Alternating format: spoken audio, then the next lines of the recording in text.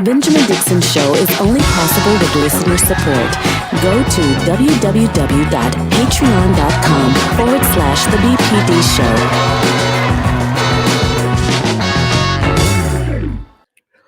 Good morning.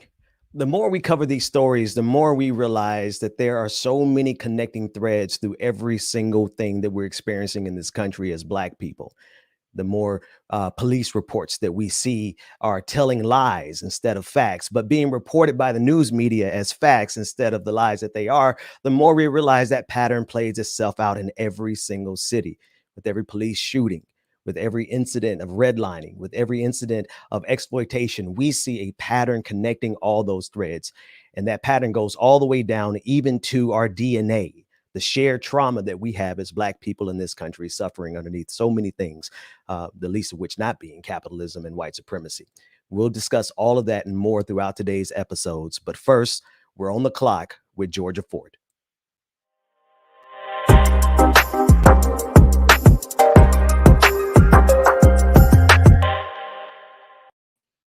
Good morning. I am independent journalist Georgia Ford. And as Benjamin said, we're also seeing those patterns in healthcare as well. This morning, we're going to take a look in Michigan, where they're trying to do what they can to create equity throughout our healthcare systems. In Michigan, they have announced that now implicit bias training will be a requirement for all healthcare professionals. It's something that was announced by the governor, Governor Gretchen Whitmer, who says he wants to do this in effort to combat racial disparities in healthcare. Now, exactly how will this be regulated?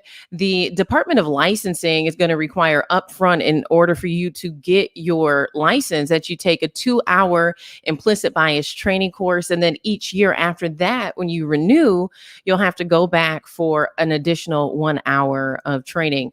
Oh, we've heard a professor from Harvard, the professor of public health, Dr. David Williams, talk about just how important it is to combat this. Take a listen.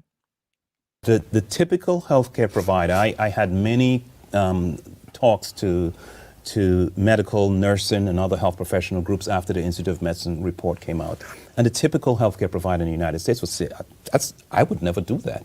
I would never provide less pain medication to a Black patient than a white patient.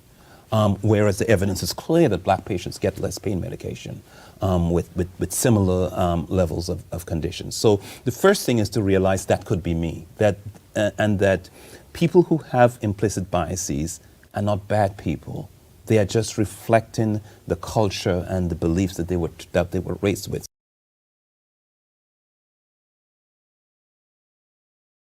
Morning, Vice President of Children's Minnesota, and Brandon Jones, who is a psychotherapist and professor as well.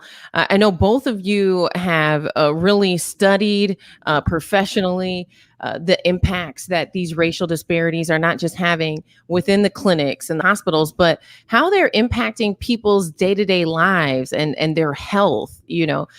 James, I'll start with you. Why is it important for something like this to be mandated by law? I think it's important. First of all, good morning, Georgia. Good morning, Brandon. And congrats, Brandon, on your new role. So I look forward to working with you at Children's Mental Health, first and foremost. I think it's important for a couple of reasons. One is it's about quality of care for our patients and families. And if we want to have quality of care, we have to make sure that nothing is getting in the way. So if implicit biases are getting in the way of proper pain medication for sickle cell patients like my daughter, Teresa Ann Burrows, I want to make sure that we address that by implicit bias training. If implicit bias training can also get out of the way of police and or security being called on Black and brown families because they may raise their voice a little bit to a doctor or a nurse, but not arguing, not argumentative, but something that our nurses or practitioners haven't seen, I want implicit bias training. If we're not giving what we need to do as far as addressing the social determinants of health for food security, through employment opportunities and through housing, if we're not doing those things for the needs of our families, I want to make sure that we address it by not only implicit bias training, but creating access. But I would be remiss if I didn't say this. Systemic racism is the foundation or the cause of all of this. So we can't just do implicit bias training on and by itself. We have to have and have to address the systemic issues of racism within the system in order to make sure that implicit bias is going to make a difference. Absolutely. And Brandon, with your area being more in the mental health realm, are you seeing these same disparities show up in your profession as well? Absolutely. And it definitely affects the way that people are diagnosed from a mental health and a chemical health level. Some people are misdiagnosed, some people are overdiagnosed, and that affects treatment. That affects what type of medications you may be offered. It affects what type of placements you may be offered. It affects how insurance is charged. And we know that those are all barriers that show up in Black and brown communities across the United States. So this is a major problem. I don't think that 2 hours of training is enough. I think this needs to be a continuous thing. And even given the pushback just to the 2 hours initially and the hour afterwards every year is very eye-opening and eyebrow raising. And we have to be able to say, what is this really about? Because everybody has bias, and we should be, as professionals, we should be addressing those biases so it doesn't get in the way of our care, especially because a lot of us professionals swear oaths within our profession to make sure that people get high standards of care. And unfortunately, people find that, dealing with racism, talking about culture, ethnicity, and just race in general is a struggle, and it shouldn't have to be a struggle. There's one more thing that I want to mention. It also has an impact on the patients or the clients, because they feel that, they see what's going on. They see that they may be getting treated differently. And that affects what? That affects our ability to pass on information. We might not have a primary care physician or something of that nature. And we start to look at the healthcare system as an object in our way, and we don't get the best possible care for ourselves, which ultimately affects that social determinants of health, which affects our lifestyle and our lifespan. Brandon, you said it's not enough. Right. It's not enough to simply just do 2 hours of implicit bias training. And I know that, James, you speak nationally. You speak to hospitals all around the world about different ways to combat racial disparities within the healthcare system. So if 2 hours of implicit bias training is not enough, what are other things that we can do? And then I think from a patient standpoint, right, like at some point, all of us have to go to the hospital. And I just feel like most of us who are Black or brown, we're at a place in our nation where we are in fear to go to the hospital. Some of us, I've heard this saying, doctors are to Black women what police are to Black men. And so I do think that Brandon brings up a very good point here of just like, 2 hours of training and everything will be okay. But we're still seeing these disparities persist, even in hospitals and cities and states where this has already been implemented. And so James, I'm just wondering if you know of other things that people can do in order to really start making some headway at eliminating these disparities in our healthcare system. Right. And that's the 20 million, 30 million, 50 million, $1 billion question. But I'll give you my 2-cent thoughts. One, as Brandon said, you got to embed it in the system of the work that we do. So hospitals are about quality of care and also safety. So if someone was misdiagnosing folks or putting in a blood draw and doing damage to patients and families, we would address it through what we call safety and learning reports. People can report that, we address it, we change the system. At Children's, we're doing the same thing with emotional harm.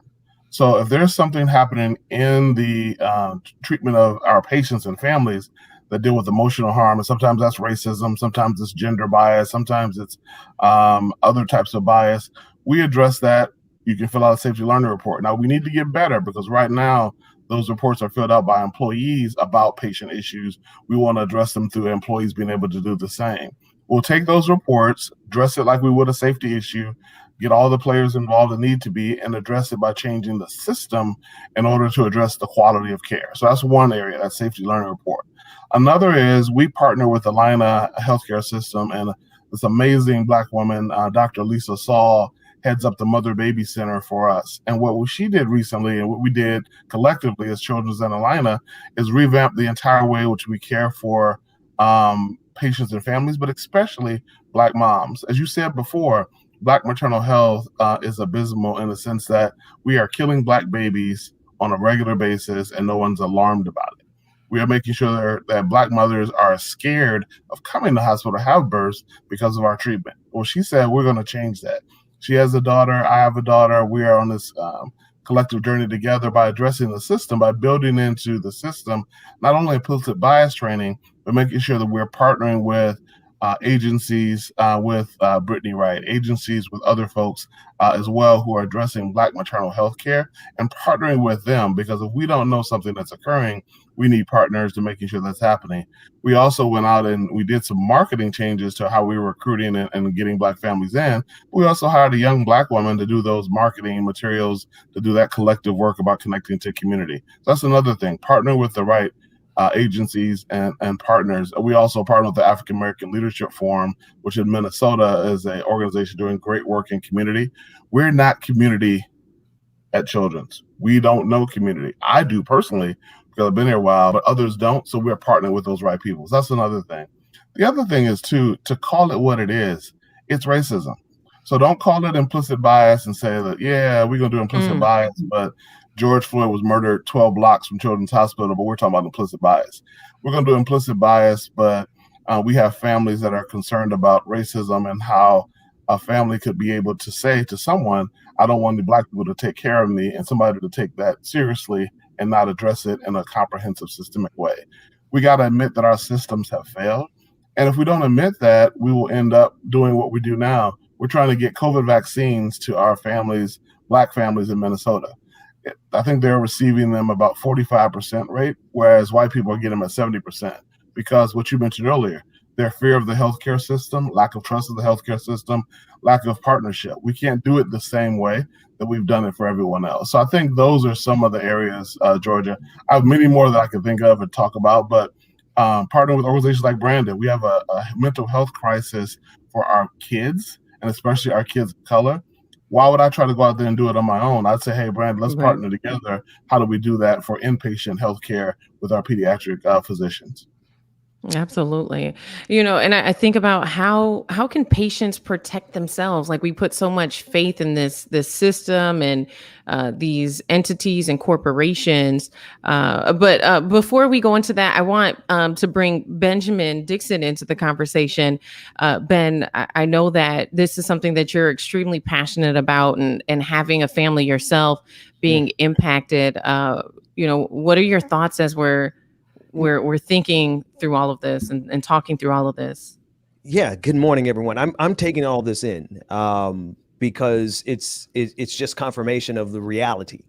Sometimes we feel isolated in these experiences as Black people, Black men specifically. We feel isolated, but so it's good to have the conversation and to understand that we're not the only ones that are going through this on both sides, where there's a fear of the system, the healthcare system, because of historical things. But then there's also the reality of how we've been treated when we go to these doctors' offices, and how women are treated when they go, Black women specifically, and the disparity. So it's really important that we have these conversations nationally so people can understand how connected we are in these experiences. My question is regardless of what came first, the chicken or the egg, the offense or the fear, how do we successfully unravel it? And do you think that this type of diversity and inclusion styled kind of flavored attempt that's happening in Michigan, do you think that's a decent first step? I do. I think it is a step. I don't want to say it's a decent first step. It is a step, but really the work is in community. The work is in getting adequate information to folks who do not access these services all the time, and making sure that people feel connected to these healthcare systems. Primary care physicians are extremely important. Unfortunately, so many Black people go to emergency rooms for their healthcare for things that they should be just getting checked on a regular basis. So we have to re-educate the community and invite them into these spaces so that there is a sense of trust, because that trust was broken a long time ago. It continues to be broken when we have negative experiences in these healthcare systems. Emergency rooms are great, but they're not there for your primary care needs. And unfortunately, that's how we have accessed healthcare. That's right. Yeah. And Benjamin, to answer your question, it's a first step. Whether it's decent or not means it has to be coupled with something else. So at Children's, my other step is I have a 34% hiring goal for all of our hires will be people of color. So every year, I'm going to have 34% people of color come in. So my workforce will look differently than it has before. So when you come in as a family of color, you will see people who look like you. I also have that for physicians and nurses as well, because we are abysmal when it comes to that. I also have a supplier diversity goal. We're going to spend at least 20 to 30% of our monies with Black, Latino, Native, Asian folks on a regular basis. So we're going to invest in the community as well. That's another step in addition to the training. Training to me is like the last step. Like, training is great. You can do some training. If people feel good about that 2-hour training, like, ooh, that was great, it's something wrong, because you shouldn't feel good about 400 years of oppression. You shouldn't feel good about racism that occurs daily. You shouldn't be cool about hearing about Tuskegee for the first time or Henrietta Lacks for the first time and being like, oh man, I enjoyed that training. Sometimes I don't want you to enjoy it. I want you to feel what you feel about it, and then say, I'm going to do more than just training. I'm going to hire some folks. I'm going to do some partnerships. And I'm going to do some things that invest in the community as well. My favorite is, if a company says we're going to do something different about George Floyd because racial inequity happened. We saw it on TV. When you look up and they're spending 0.00000.1 of their budget in the Black community. That's not doing anything. That's lip service. So I'll get on my soapbox, Benjamin, but I'm real passionate about what we got to do other than just training as well. Ooh. Well, and if you guys are just joining us, that is Vice President of Children's Minnesota, James Burrows, as well as psychotherapist and Professor Brandon Jones. You guys, there has been a lot of violence across the country. Violence in terms of police killings, violence in terms of white supremacists acting against Black people, like we saw here in Minneapolis just over the weekend, where a white supremacist drove his car into a protest for Winston Smith and killed a woman. We're also seeing violence, community violence, where it's Black people shooting and killing other Black people. And I'm very concerned about the mental health of our country, especially the Black community, in light of all of this violence that's perpetuating against us from basically, it feels like everywhere. It just feels like there's no refuge. There's no safe space. And so, Brandon, I want to pick your brain about that. But to give a little more context, Deanna Marie is actually the woman who was killed over the weekend. If you take a look at this photo, I believe we have it on file. You can actually see the damage from the vehicle. It's going about 100 miles per hour when it crashed into the group of folks. And it's okay if we don't have it. We can post it later. But, there was a ton of folks who were on the scene when this happened, including a lot of young people. You're talking people between the ages of 16 to 24 who witnessed this horrific violent crime, and also who, now are internalizing that. How do we identify when we're having mental health issues, and what should we do about it, Brandon? If we're seeing, hey, I'm processing all of this stuff, and maybe I'm not doing a good job at processing it, being exposed to that much trauma. How should we identify when maybe we're in need of mental health services? Yeah. Some traditional telltale signs that we're in need of some traditional mental health services is when our behaviors start to shift, our day-to-day behaviors and functioning start to shift dramatically. So things like sleep. So you may get 6 to 8 hours of sleep typically, but now your sleep has significantly reduced to like 3 hours, and you're up watching live streams and catching up on news and things like that. Or maybe you sleep a little bit too much, or your appetite sways in one direction or another. Those are usually telltale signs that something's not wrong. And you can't go to work, or you can't go to school, you can't get out of bed. These are some of the typical things that you have so much mental anguish happening for you that it's time to make a shift. But there are also in a lot of communities where folks have been going, at that rate for so long that it has become normalized, and you can't tell that anything is different. And when usually what happens in those situations is other people around you start to point at you and ask you, you good? Like, what's happening? What's going on? And we have to receive those signals and those messages to say, maybe I'm not all good. Maybe I am overworking myself, and maybe I should go speak to someone and get a little bit of additional help. And those are usually some of the telltale signs. But just in general, we are being bombarded with so much different, just messages on Black pain, Black trauma, and it is overwhelming.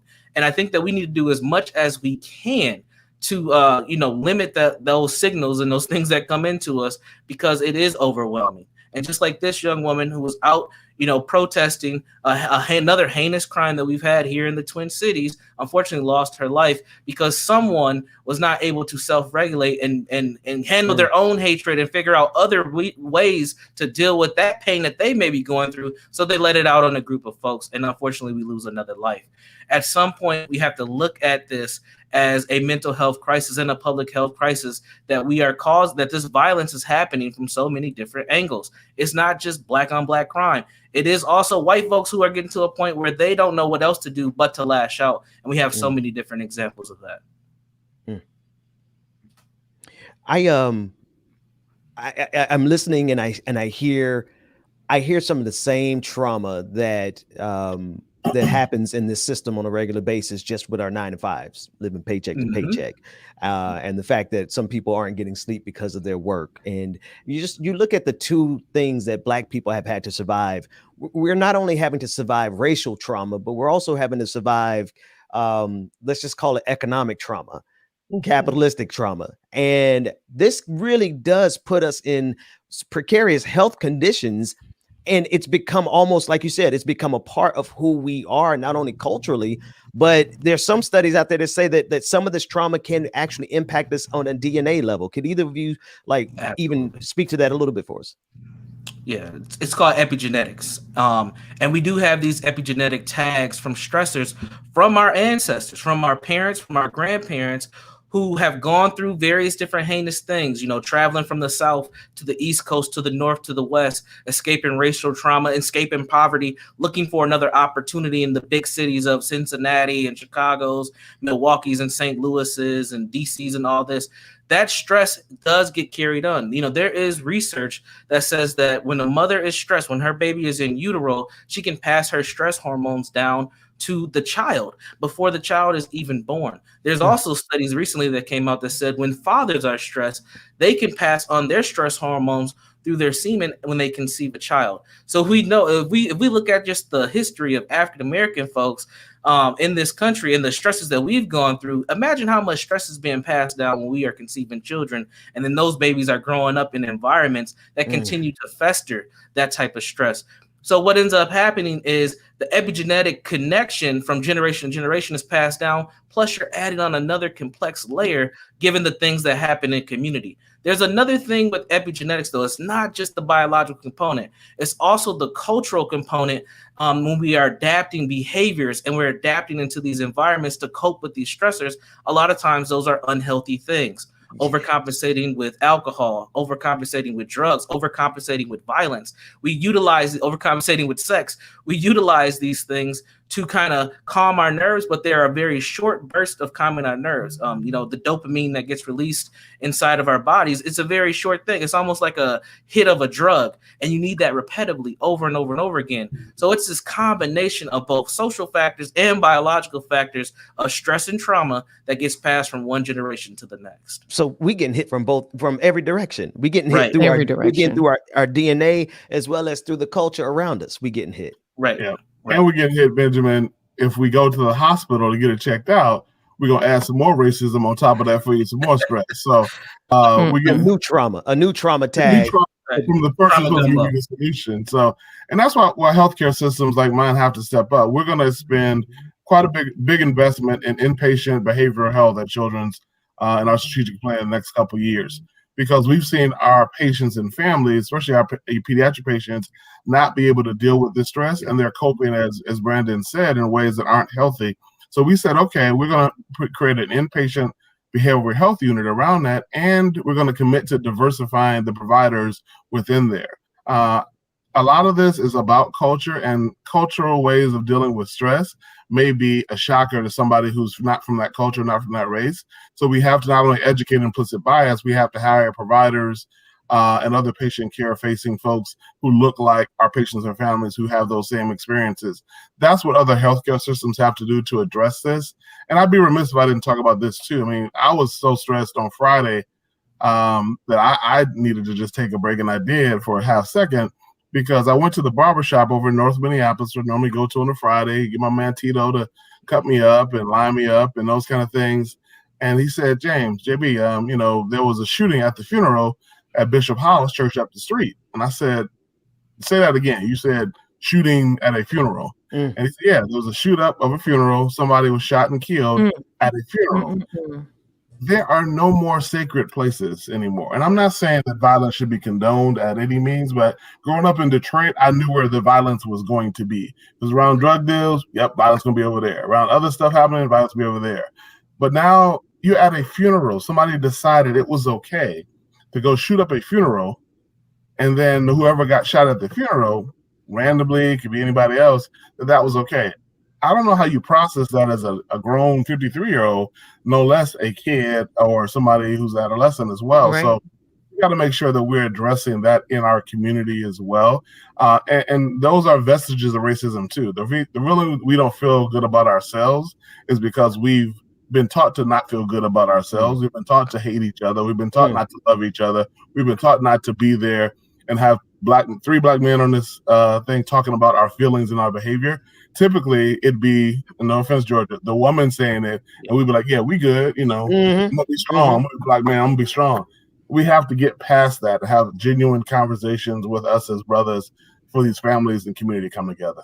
No, you're right. No offense taken at all. I know we're almost out of time here, but one more question for you, Brandon, here. What can we do individually? What can we do collectively to address the stigma that has existed in the Black community surrounding mental health services? Well, we have to normalize healing. And we have to normalize it. What I mean by that is, unfortunately, I believe that we've normalized pain and trauma, and we expect it. At one point in time in our community, we called the culture the struggle, and we lived that out over the years. We have to start moving to a culture of thriving and healing. That should be our mantra moving forward, not just Black Lives Matter. Healing and thriving is who we are as a people. And what I mean by normalizing it is we have to role model behaviors of taking care of ourselves to the folks that are on our level and the folks behind us, the young people. And that might look like getting adequate sleep. It might look like connecting with one another and making sure that we're good. It might look like sharing meals once again, now that we're moving, through COVID-19. It might just be looking like, having sacred spaces. As James talked about, there are spaces that used to be sacred that aren't. Funeral homes, barbershops, beauty supplies, places and things of that nature, grandma's house. All these places are dangerous, and we have to start cultivating areas and spaces of healing within our community. And honestly, I think one of the biggest things that we can do is get informed and start having a mission surrounded around our children, for our children to have better opportunities in our environments. Right now, everybody has a different idea of what we need in our community, and not a lot of people are focusing on what our children, providing a healing space for our young people to actually be cultivated and developed so that they can be in the society without feeling like they're going to be the next hashtag. James, do you want to touch on that before we wrap up? Sure, just real quick. And we have to listen to our children to create that space. We can't say, this is what I did back in the 70s and the 80s, and this was what worked for my baby that I was raising. No, listen to the young people who were at that rally, who saw that woman die. Listen to what they need, and then provide that healing with them, not to them or for them, but with them. So that makes it sustainable, because when I leave the block and they're on the block by themselves, I want that 16-year-old to talk to that 13-year-old and do that same healing together when I'm not there. So just listening and partnering with our young people to make it happen. James, Brandon, I want to thank you so much for joining us this morning. We, I think, have had a meaningful conversation regarding eliminating the racial disparities in the healthcare system. I feel like we could go on and deeper on so many different, like we touched on so many things, the historical racial disparities with what happened in Tuskegee, the implicit bias testing that's now starting to be a part of training, the stigma, like we've touched on so many things, and I know we could go deeper, but we are on the clock. So I will let you two get to work. Benjamin, thank you so much for joining us in this conversation as well. Well, thank you, Georgia. And have us back. We'll absolutely. come back and talk again. So don't be surprised. A little later in the day, though.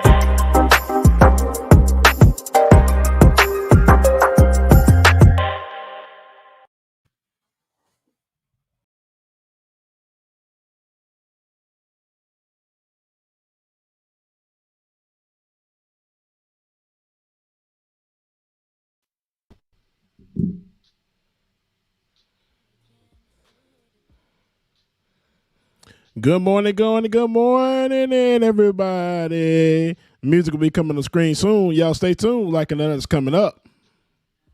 World go black. Say you love me, then you take it back. Say it again, say it again. You want my forgiveness, so say it again. You're my thunder of my darkest night. You just can't go back and make it right. 'Cause it's too late. Your time is up. Damage done and now it's stuck. Yeah. 'Cause it's too late. You roll the dice, and now you have to pay the price. Yeah. I'm in a better place now. I'm not gonna worry, no. I'm not even sorry. Gonna be the lonely one. I'm in a better place now. I'm not gonna worry, no. I'm not even sorry. You're gonna be the lonely one. Say it again, say it again. Good morning again, ladies and gentlemen. Like it or not, it's starting soon. Y'all make sure y'all stay tuned. Y'all get y'all coffee, y'all drinks, y'all tea, whatever it is you need to get your morning started. It's like it or not, y'all. We going down. Wide. I could feel it breaking deep inside. 'Cause it's too late. Your time is up. Damage done and now we're stuck. Good morning, Ma. Right church, wrong pew. 'Cause Good it's too morning. late. Brother Chuck Diesel. You roll the dice, and now you have to pay the price. Oh, I'm in a better place now. I'm not gonna worry, no. I'm not even sorry. You're gonna be the lonely one. I'm in a better place now. I'm not gonna worry, no. I'm not even sorry. You're gonna be the lonely one. I'm in a better place now. I'm not gonna worry, no. I'm not even sorry. You're gonna be the lonely one. I'm in a better place now. I'm not gonna worry. I'm not even sorry. You're gonna be the lonely one. I'm a little bit naughty. I'm a little bit too consumed, but every part of my body is telling me to run away from you. Come a little bit closer. Yeah, yeah. Come a little bit closer. Yeah. Brand, You're a good little morning. bit crazy. It's been days, but you never change. What's love got to do with it? He comes around, better knock that stuff down. Come a little bit closer. Yeah, yeah. Come a little bit closer. Yeah. To all my ladies who got a brother that doesn't treat them right. Good morning, y'all. Y'all make sure y'all come ahead and get situated, get settled, like it or not. Going down real soon. Brenda Johnson, good morning. Tyler, brother, good morning, y'all. Bye bye. Shout out Alicia, good morning. Bye bye. You're a little bit selfish. You get mad every time you lose. You can't take me with you. I'm scared you're gonna blow your fuse. Come a little bit closer. Yeah, I can really start over. Yeah, in the back of my mind, there's someone waiting on me. You're just wasting my time because you're scared and lonely. Finally got some closure. Marcus, good morning. Yeah, Struther I can Dragon, finally good start morning, good over. morning, good morning. Yeah, to all my ladies who got a brother that doesn't Get treat you some them sleep, right. Struther Dragon. We Put appreciate your you. finger right in Savage his sweetheart, face good and morning. tell that man bye bye. I'm too fly. I'm too fly. Bye bye. Bye bye. Bye bye. Here's to the memories. Cheers to who used to be. Your friend said that you left me. Bob, that shit is a real thing. I'm glad that's what you believe. All my ladies who got a brother that doesn't treat them right. Put your finger right in his face and tell that man bye bye. I'm too fly.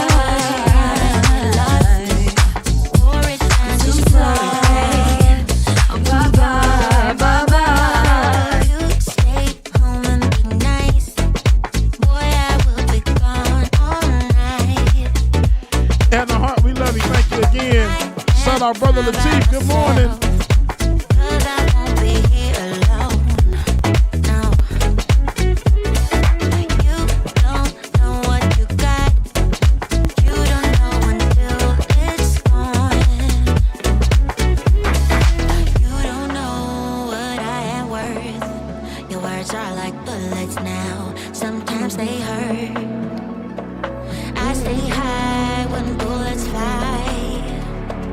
Out of reach, won't be coming down. I can't wait till it's over. I can't wait till it ends. You got a chip on your shoulder, and I don't need to pretend. Yeah, we are alright, alright. We'll spend another night. I can't wait till it's over. I can't wait till this ends. You got a chip on your shoulder, and I don't need to pretend. Yeah, we are alright, alright. We'll spend another night.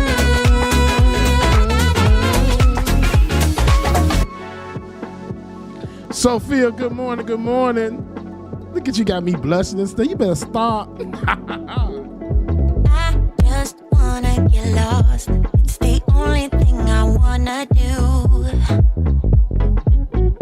I wanna forget where I came from, where there's no getting over you. I am fine by myself, 'cause I won't be here alone.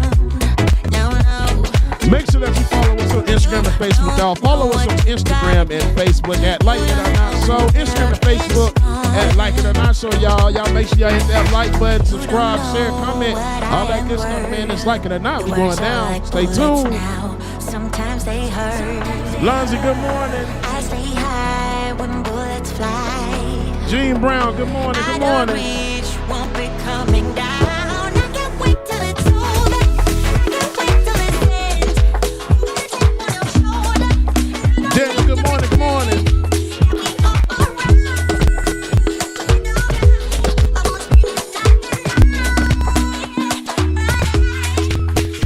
Talk to me nice. Talk to me honestly. Look in my eyes. Don't let it fall on me. Say you're a good guy. Make me believe it. Lady D, good morning. Yo, my pleasure, my pleasure. I wanna see how. Rewind when we rewind. Feels so nice. We time. You I know how to make me feel right. I can't help how. Got this sweet talk. I'm already on my way. I'm pulling up, don't be late. I'm cutting through all the lanes. Sweet talk. Take y'all to the islands for a minute. Don't need for no flowers, babe. I'm already on my way, on my way. Why you blushing? Yeah, sweet concussion. Oh, Rosie B, good morning, good morning. All right, y'all, it's time for the best damn morning show out there, y'all. It is time for Like It or Not. So pull your chairs up, get your coffee, get your tea. It's about to go down. Like It or Not with Benjamin Dixon starts now.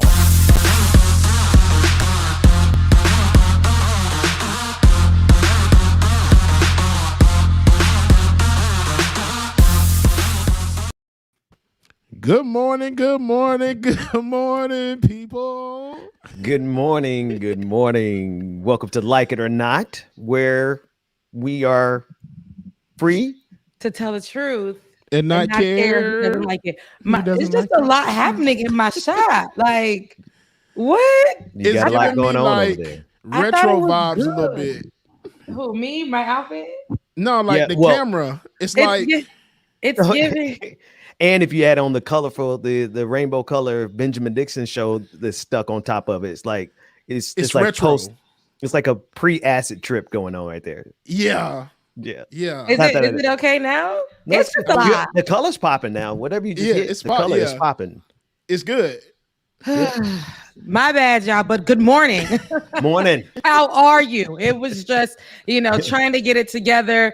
You too, Bubba. You're not giving enough light this morning. Why are we Monday into Yeah, I Tuesday? I don't right know now. what's going on. It's I'm looking giving like, dim. man. It's giving dim in the background. It's giving dim in the background. Right. But, whew, I it was gotta a be struggle. mindful of what's on my desk. Hang on, let me move Look. this.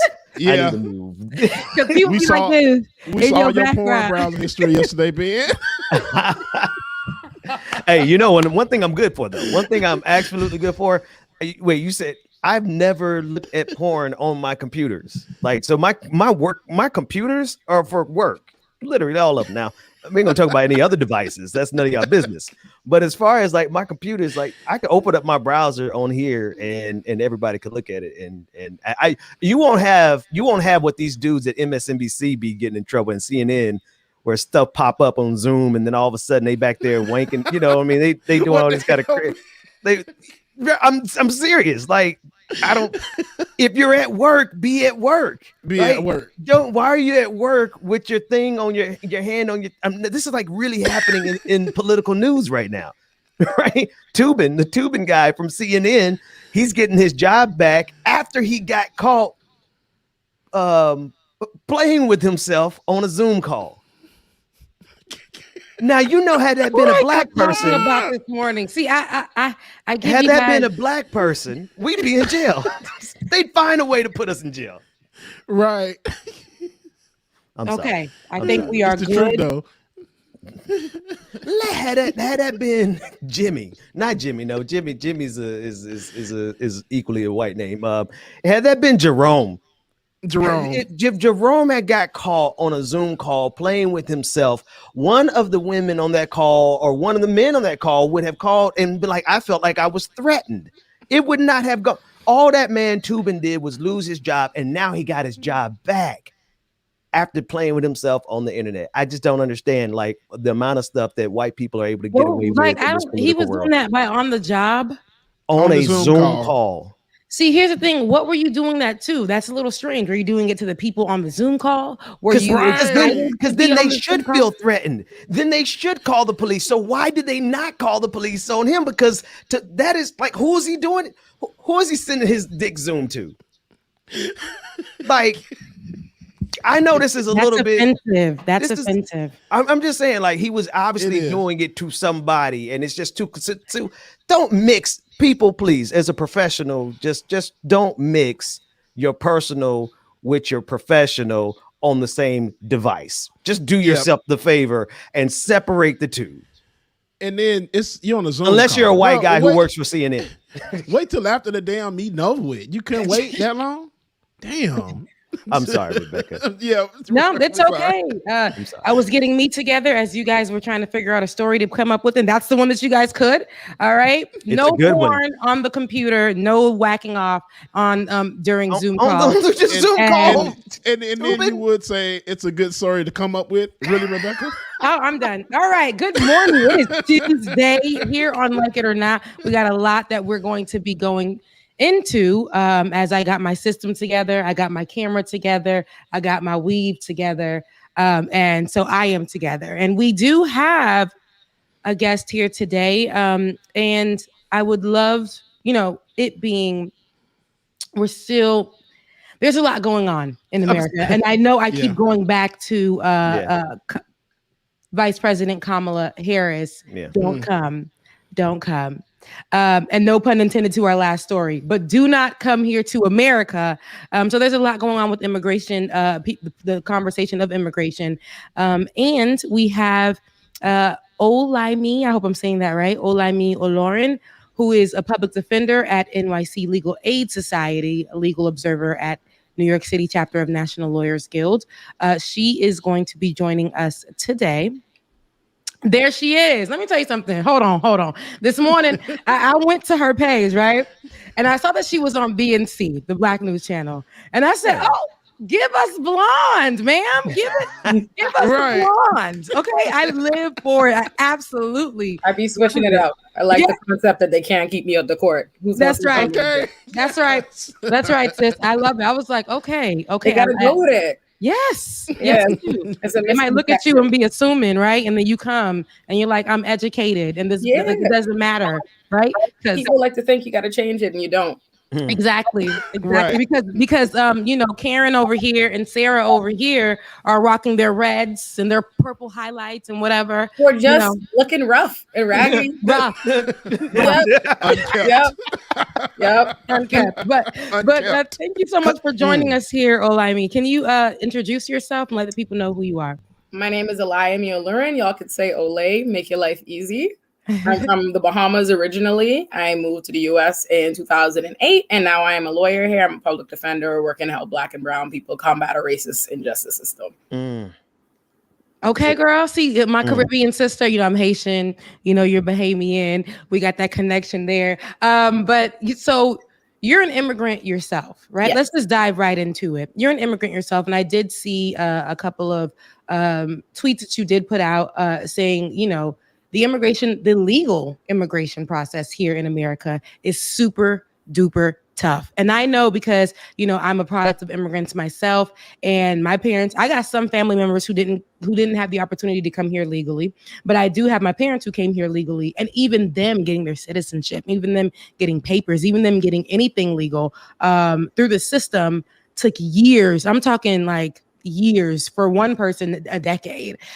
Just to be considered American or have citizenship or have papers, anything legal. So definitely speak about that process for you. I know you were tweeting about it the other day. So my parents still live at home in the Bahamas. Actually, I'm the first person in my family to come to the US and the only one for a while. My sisters ended up coming one by one.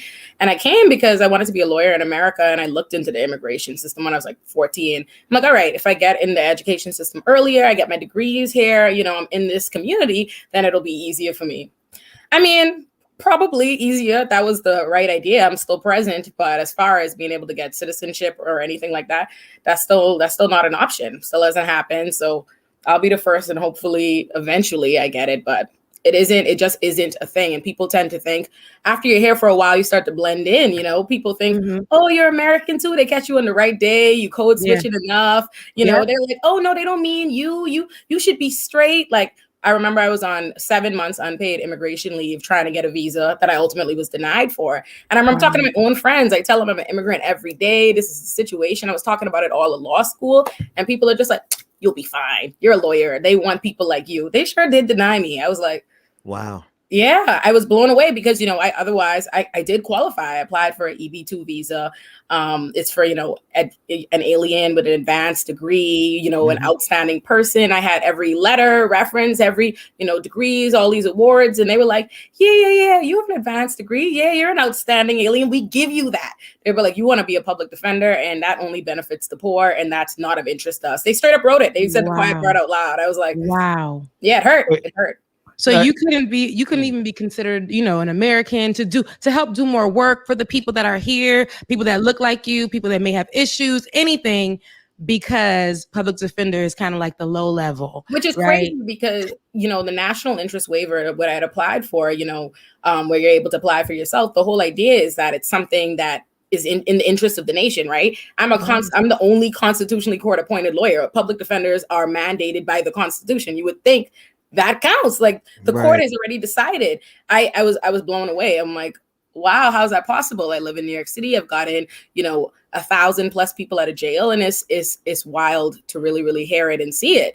I think to myself, okay, well, I went to school here. I got my high school degree here. I got my bachelor's degree here. I got my JD here. I'm admitted. I passed the bar here. I'm admitted to the state to practice in New York.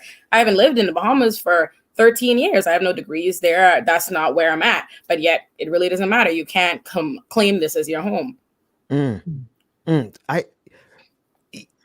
It's amazing that they just outright said this to you. Yep. Right. That they said that because of what you're doing. But had you put down there that you're going to be a corporate lawyer, for like a major corporation or whatever, then it's very likely they would have approved you. Is that what I'm hearing? Yeah. If you could, the thing is, right, they want you. The other option was like, you can demonstrate this huge business plan where you plan on bringing America millions, but you literally can't do that. As an immigrant, I'm not allowed to make any money outside of my job. I can't do that. I can't start a business. I can't collect any money. I can't even start a YouTube paid for subscription. Like I cannot do it. So it's like, I've been here for 13 years being told I cannot make any money. I cannot have a business. Why would I have that plan? You know what I mean?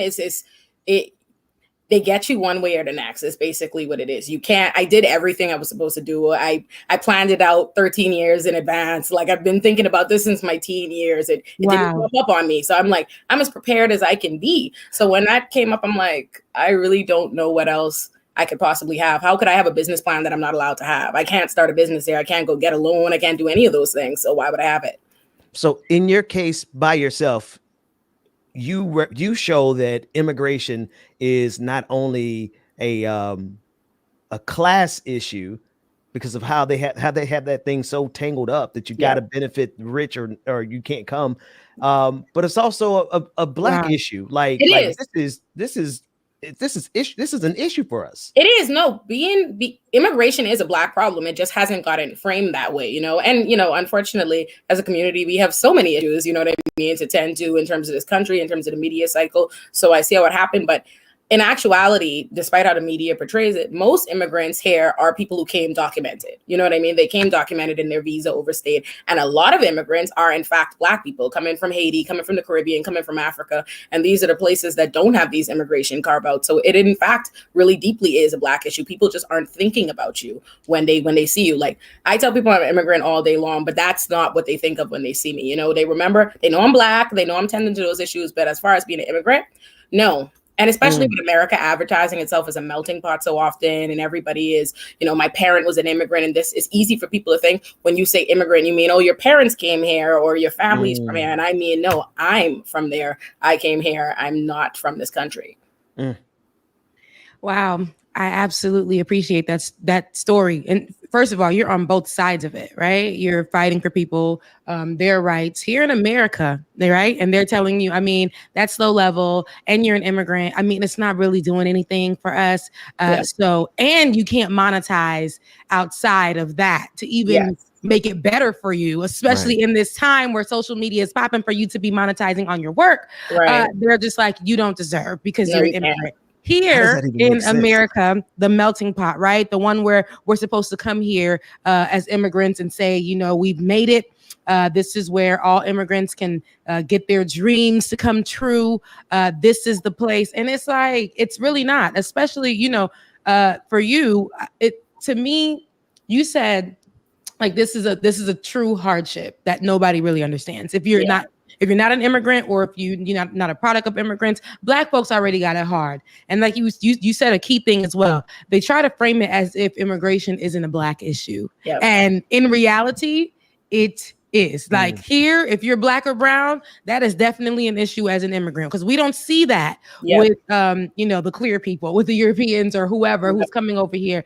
They get to come here, things are easier for them. The hardships aren't relatable when it comes to them. But when it comes to the Black and brown immigrants, it is definitely really, really tough. So what are some things that you're doing now that are helping get this word out and help people understand what's really happening? I think it's necessary to talk about it, right? Like in the 13 years I've been here, I've never really heard that story. I know it well as far as my friends, people I know. Like, I am not the only international student. I know I'm one of the few I know that are left still here. I have Bahamian friends who have been just as qualified and competent, came to America, couldn't stay. Even my own sister. I have a sister who went to undergrad, graduated with all the honors, 3 sisters, couldn't stay here, had to end up going back to the Bahamas. That's where she's in med school. So I know it well like that, but people don't know it. They don't really get to hear it, because the reality is immigrants aren't in the position to tell your story. You're either wrapped up in an immigration fight and you don't want to upset USCIS, right? So you're doing that, or you're out the country. It's only one way or the other. So you don't really get to put that narrative out there. And what happens is people think that the immigration, they think it's like, oh, just do it the right way. If you just do it the right way, just apply. They don't realize you can't apply. They haven't heard that, because the narrative is dominated by people that are intentionally trying to create this appearance that immigrants just don't want to be bothered. They just want to come here illegally. They just want to do it the wrong way. And you never get to hear from other people because they're not in the position to talk. So right now, what I'm just doing is talking, making noise, making sure they know. So and I know we're talking about the legal immigration side of it, right? But we also have the illegal immigration side of it. And that is also tough, because people you know, they don't have an opportunity. They have a lot of the walls built, Absolutely. in front of them where they can't even come to America. And then we have a woman who is our vice president, who's a product of immigrants herself, and who is telling folks, don't come. That's how it goes. You'd be shocked how often you hear some insensitive immigration comment from someone you think would understand. That's why I plan to keep all my immigration letters to show my future children, they don't know what it is, so they're not saying things like that. But it's always been the case. The narrative is very insensitive. And even myself, right? Even with my own immigration narrative, I'm very privileged, right? I am still someone that was privileged enough to be able to qualify for a student visa to come here. Yeah. Like that's a picture of privilege. Oh, You know, convincing my parents send me to this country, pay for boarding school. That's all very expensive. Just getting the visa, the amount of financial support my parents had to be able to show. So I'm very, very privileged in that. And I'm privileged to still be here. And that being said, I feel like I owe it to other immigrants like me and other immigrants that haven't been so fortunate and aren't able to be so fortunate. They didn't have the parents to pay for, school 10 years in advance, weren't able to do all of this. I need to talk about that because there needs to be more routes for everybody. Because undocumented, they frame it as two separate immigration issues, and it's not. They're very, very intertwined. How you end up undocumented is because there were no paths for you to be documented. Yeah. That's what happens, because if you build your life in a country, you've built your life there. Your community is there, your family, your friends are there, your ability to work, everything is there. And then they up and say, go. It's not that easy. And, Right. it really isn't that simple. So I feel compelled to do that for other immigrants. And we need more people like you, right? Because and I'm not saying that just for a pat on the back. I'm saying you're doing some work, even when they're trying to restrict you from like doing the work, because that's how they do it, right? Yeah. They're saying we gave you an opportunity to come to America and get some schooling. That's the crumbs. Yeah. Grab that. And I'm glad that you haven't stopped there, because the more that you do the work will help somebody else. Because this immigration issue isn't going to stop. This immigration conversation isn't anything new, but when we highlight it and make it and point out what it really is, and how the only, you said there, when it comes to immigration, when it comes to the legally documented and the undocumented, those are the same. They're both intertwined. I definitely agree with that.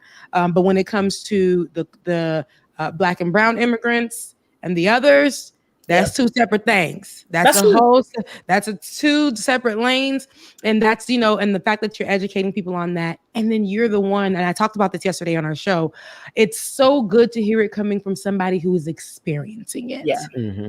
Yeah, That is where it makes it, like, well, how do you know? Because you were just said, like, there are so many professionals or people that you wouldn't even think would be on the wrong side of the immigration conversation, but yet they are, right? And then here you are, who've experienced it, and like, no, these are the issues, and this is what's happening, and this is just there's so much. That immigration conversation is so broad. Yeah. It's so much going on. There's so many layers to it. But right here, this particular portion is about you, an immigrant who came here, and there's so much like you who come here for the opportunities and who are blessed, when in comparison to our immigrant brothers and sisters who don't get the opportunity, and then still told you can't get nothing else. It's not here for you. Yep. Unless you're willing to not help the people. And I can't do that. Yeah. I can't do that. I might not have been aware of it when I first came to the country, but at some point in time, I realized what I needed to be doing was helping people who look like me in a criminal system that disproportionately profiles, targets, arrests, and incarcerates them.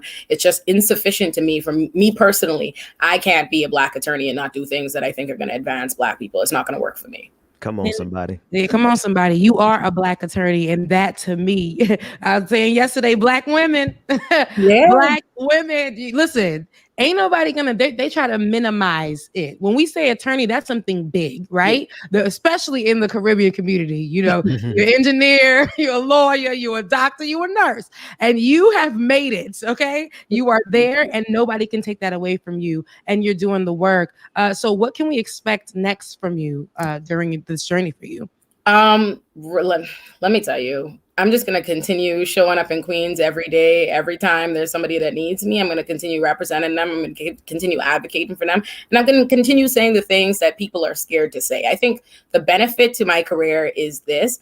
I'm not from here, and I really have no ability to, like you said, I can't monetize certain things. All I really care about doing every day is fighting for people that need me to. So that's what I'm going to do every day in, day out. So I'll continue doing this. Listen, for everybody who's watching, definitely let them know how to catch you, how to support you, because if anything, if we can't, if you can't monetize, I want people to push your work. And we'll hopefully, that pushes the coins your way, because you deserve, sis. So definitely plug in where people can find you. Yeah. You can follow me on Twitter, any social media at Miss Olurin, MSOLURIN, and check out right now I'm publishing a series. I thought it was important that I amplify the voices of people actually in the criminal system. Too often we hear from judges and lawyers and people that actually experience it. If we want to know what's wrong with the criminal system, we should be talking to the people that are actually being impacted and caught up in it. So I'm publishing the stories of people that are formerly and currently incarcerated, 5 stories, one at a time. So look out for that. Oh, we need that. We need clips of that. We want to play that on this show, because that's another important conversation. You see, Olay, you over here giving us a little bit more. See, I told you, Black women, that is a conversation we have to about people who have been incarcerated and how they're trying to come into the world and what their story is, because the assumption is that that's reform when they're incarcerated, right? And they push them out into the world, and they don't even how do they adjust? And exactly. Bring us that. We need those. We need those clips, girl. I got you, and I'll send you the links. People like to talk too much for currently and formerly incarcerated people. There's this narrative that they're voiceless. They're not voiceless. I might, as a lawyer, it might be my job to speak for them in the courtroom because they don't speak the language, and it's the system, operates by forcing people to have to deal with the abuse silently in court. But outside of court, they have a voice. The only thing is people aren't listening. So I think people like me have an obligation to amplify their voice, and I didn't think it was sufficient for me to have a platform, where people think it's insightful to hear my little secondhand glances at the system. Well, why not hear it from the people who really know? Hear from them, hear from their family, their experiences. You're moved by my little testimony. You're looking at it in court, but go ask them. They got the real story. So I think it's important I share that. Girl, okay, yeah, we're bringing you back. It's already done. It's already said and done. You're doing the work, and you're doing more work on top of the work. Not only in immigration for the incarcerated and formerly incarcerated. Girl, you on the streets. Your boots on the ground. It comes in many forms, and you are boots on the ground. Keep doing what you're doing. Make sure you guys follow Olay. And let's get her Twitter handle up on here, and your Instagram as well. You said, what were you put it up? Sam, I'm Miss Olurin on everything. Okay, perfect. And we're definitely going to get everybody to follow you in your work. Bring those clips on over, and we're going to have you back on the show. Promise. Thank you so much, everyone. Thank you for having me. Thank you. All right, enjoy the rest of your day, girl. Bye. All right, Olay. Thank you for that. Olay. Olay. Love it. Bahamian sister came over here doing work that white folks don't want to do for the Black people, but will go ahead and act like they representing the Black folks. Public defenders, you know how it is. The public defenders already have that. There's plenty of white. There are plenty of white public defenders. No, but they have that stigma to them, right? This is what I'm saying. They have the stigma. Everybody knows when we get a public defender, they ain't really going to do the work for you. We know that. Olay will be in there kicking ass. Olay. You think Olay? They couldn't afford to have her as an attorney because she ain't gonna come through there with disheveled and papers falling. That's what you talk about. You talk about they don't really want to be there. They just doing it until they get their job at the corporate office. Is what you got is Olay coming in there saying, "No, this is how we're gonna fight the system." Yeah, and they can't let her David, do that. She gave us the permission to call her Olay at the beginning of the show. She was saying if you can't say Olayemi, she was like, just go ahead with Olay. Because I can't say it. Yeah. No. She's definitely coming in, like you said, guns blazing. I like that. And thanks for looking out, David, because we're supposed to be pronouncing people's names correctly. But no, I like that. I love that because it's important that we have that, male or female, but the Black representation, because they try to take that away from us. And I'm telling you, every Black person that is incarcerated that knows that they're going to get a public defender automatically feels, especially ones that are incarcerated already and know the system, they automatically feel that, hey, ain't no assistance here. Let's just go ahead and do this whole thing, give me my time, whatever. Because they'll pull up, not even looking at your case, not even you're just another name, a number, or whatever. But when you have somebody that actually cares about you, cares about your issue, cares about why you're here, and trying to really defend you, trying to help you out, trying to figure out options for you. That's where the difference is. And that's why America looks at it as a low level situation, because they know we're just going to throw somebody in there just because we need to stand in for whatever reason, representation for a public defender who doesn't give a damn about who they're representing. And they're going to move on to the next one in about 10, 15 minutes sometimes. Like that's why they look at it like that. They don't think it helps anybody. And you said something, Ben, while you were speaking to her. You said this job doesn't benefit like the rich folks, right? Yeah. Public defender, it don't benefit them because they can get lawyers, they can get all that, they can get representation, whatever. So Right. public defenders, if they're not benefiting the rich people who keep America under the straps of whatever they got going on, whether it's big business corporations or whatever. If we can't use you, then we don't need that job isn't for real. And that is very. If the job does not help out these white supremacists, these corporations, these big businesses, then it ain't nothing to us. These rich folks, people who can pay, right? Then it doesn't mean anything to us. You don't deserve. You're not nothing, and that's not the truth. Yeah, that's not the truth. Yeah. Yeah. No, you right up. Spot on. Yeah, you were spot on, Ben. That little tidbit. I was like, hey, Ben, that's both y'all spot on. What are y'all talking about? No, you're spot on too, James. We all spot on. James, you were spot on, man. Look at us. It was you. It was y'all. Both of y'all. You and you. It was you. But no, like nah, man. I was with you saying that though, Ben. Like, understand what you said, man. That's deep. These folks out here, if you can't help this capitalistic system, if you can't benefit it, you ain't nothing. If you're trying to help these people that we putting in jail for marijuana and holding up sales and making money, that's how they make their money. Hey, exactly. You messing up their money. You put somebody like Olay in a public defender seat. Hey. You messing up. You making the judge actually gotta work. You mean he actually gotta hear the case and not get a settlement? A whole immigrant, like in this system, we don't want it. We don't want that to thrive. We already gave her opportunity to go to school here. That's just enough. And now she's over here, got the audacity to go fight for folks that we putting in there to make a coin. People. We should subsidize black attorneys that are public defenders. We should subsidize black public defenders, because if they could make enough money to actually live, because they're gonna make sure that the jobs that have the most impact on society pay the least.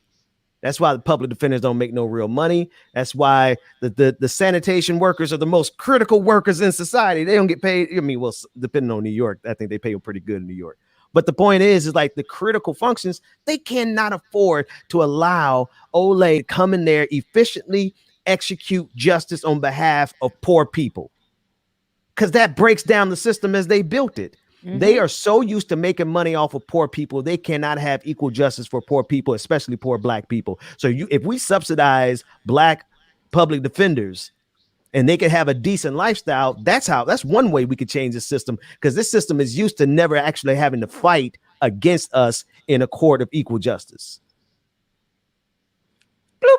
That's it. That's all. That's it. It's a wrap. Shut the show down. It's it. That's it. Can I say something, y'all? What's up, man? Let me say I love y'all. Oh, because man, y'all, we are the most intellectual, deep thinking mother suckers I've ever seen. We are on fire. Bro, we operate on all levels. All levels. Like all levels. It's just we got range. Pat y'all on the back. All of y'all. David, you too, man. Dwayne, all y'all. Love y'all.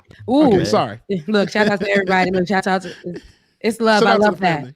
I love it. Just keep pouring love on me. I need that. But somebody said something, and I think that's really important too in this conversation. They said if she was a prosecutor, they would be like, come on in. Oh, come on in, Kamala. Come on in. Mm-hmm. Come on in the room. Come on in the room. Come on in the room. Come on in the room. Come on and use that black girl magic on poor black people. when it works for you. Come on and use that Indian, right, part of you. Come on and use that Asian Pacific. What are we calling it today? Come You on don't. and use it.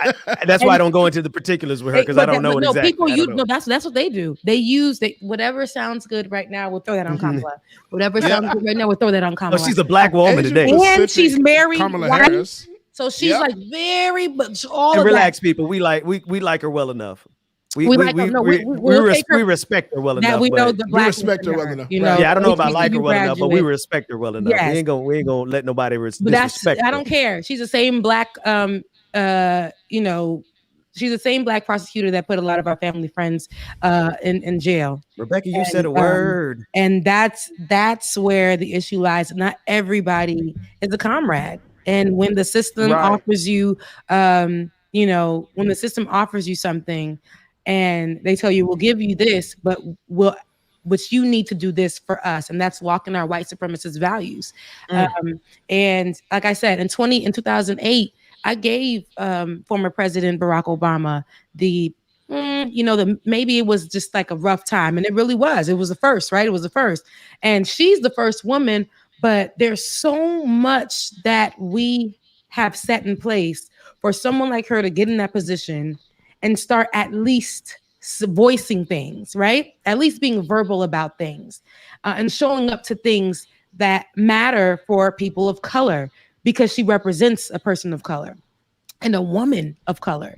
And for her to be the first time in this seat in the good year of our Lord 2021, she went on Beyonce's national television and said that, you know, America isn't racist. And then she went on the same one to sign an anti-hate crime bill for Asians, right?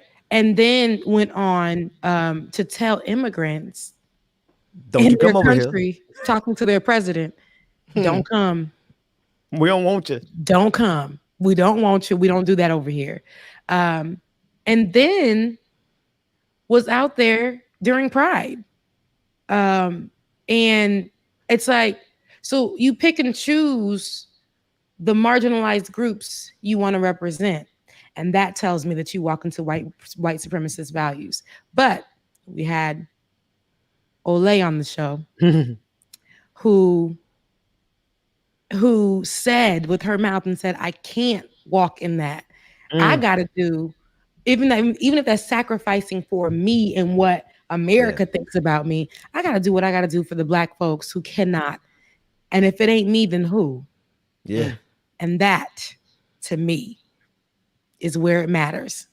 Preach on it. Preach on that. Y'all. Olay says she couldn't, and her response to that was so instantaneous, because I asked her about it, and her instant response was, I can't be here on behalf of the system. There are those of us who are here on behalf of the system, and then there are those of us who are here on behalf of the people. You just got to know which one you're dealing with, and that's how you can tell if they're there really to be bipartisan on behalf of you or on behalf of the system, all the way up and down the board. Yeah. Yeah. Yep. They said, Rebecca, she's voicing just not our voice. Yeah. I mean, we thought though. Now, I didn't think, because we already knew how she was moving. We didn't. But this was the time. Like, this time, y'all, this whole time they campaigned on, we're going to do better as Americans for Black folks here in America. I'm gonna wear my pearls and I'm gonna wear my chucks and I'm gonna represent the HBCU. We did I'm it, gonna Joe. tell you I like Cardi B. Joe, I love Cardi we did B. it, Joe. And we did it, Joe, on my acres and acres of land, which I love to see Black women in that frame. I like to see Black men. I like this in her chucks. I loved it. It's cute to see. And I thought it was gonna, maybe some way get into the office. And You when we ain't sat seen in them that chucks seat, no more? no, you ain't see him no more. You saw them little kitten heels, them navy blue old kitten heels. Even though that's my Give me a Speaker of the House heel. Yeah, it was giving. It was giving. And I would, but it just goes to show you we got people that we lift so high and make so famous and do all of this who don't do nothing for us. Who don't do nothing for us. And then the ones that are boots on the ground, the ones that are willing to be nameless, because doing the work matters to them more. They're the ones that pay the biggest price too. And she can't even get paid. The America's telling her she's not worth getting paid doing the work. But we got American activists, white ones, black ones, all of them. Superstars activists. Superstars who are signing deals with Cadillac. And I got listen, and the thing is, I have no problem with that. I just want to juxtapose. Juxtaposition. We got love it. Immigrants who's doing the same work out here who can't even get a tap on the shoulder for that. How dare they? They can't get no money for the work that they do. But we got others who we don't know where the money goes, but be getting awards by celebrities, right? They making money. They get. This is what I'm talking about. Do the work, y'all. I want y'all to get paid for doing the work too. Everybody deserves to get paid for doing the work. I believe everybody deserves while they're doing the work to live good too. There's nothing wrong with that. But there are a lot of people who are not doing the work for the right reasons. And when the light is shined on them, they ain't got nothing to say. Nothing to say. They will preach about it in the beginning, say they're all for this. They'll say, if you follow me, this is what I'll do for you. If you give me money, this is what you'll get. Yeah. And when, at the end of the day, there's no product. There's no product because they fall right in line. Never make a promise that I can't keep. That ain't me. Exactly. And a lot of these activists have done that. And because they get involved, and I don't know if they started off thinking that, feeling that they're going to do something great. And when they're in it, they get lost in that white supremacist mess. Look, the streets, right, were closed down. People were out there doing the work. White folks was all of a sudden putting we care about black folks in commercials. Remember that? That was last year. Now today we're back to normal. We're back to it's back to we need a little bit of racism. Normal. It's back to normal. It's like the white folks not holding the door open for me no more. They looking at me like, girl, please. They not last year when it was sensitive. It was sensitive, they was holding the door open for me. It was easy last year too. Rebecca, here you go. Come on in the door, Rebecca. Wow. Come on in, Rebecca. You got your mask. Don't forget your mask. Beautiful hair. Oh my God. Come on in the door. It was also easy for them because the face of it was Donald Trump. The face of the opposition was Donald Trump. Now the face of the opposition is, quite frankly, Joe Biden, and they're gonna hate on you for like disagree with Joe Biden on something. Oh, that's your ass, Mr. Postman. Listen, don't disagree on Joe Biden. Right? And people, you say something about Joe Biden, Benjamin P. Dixon. Oh yeah.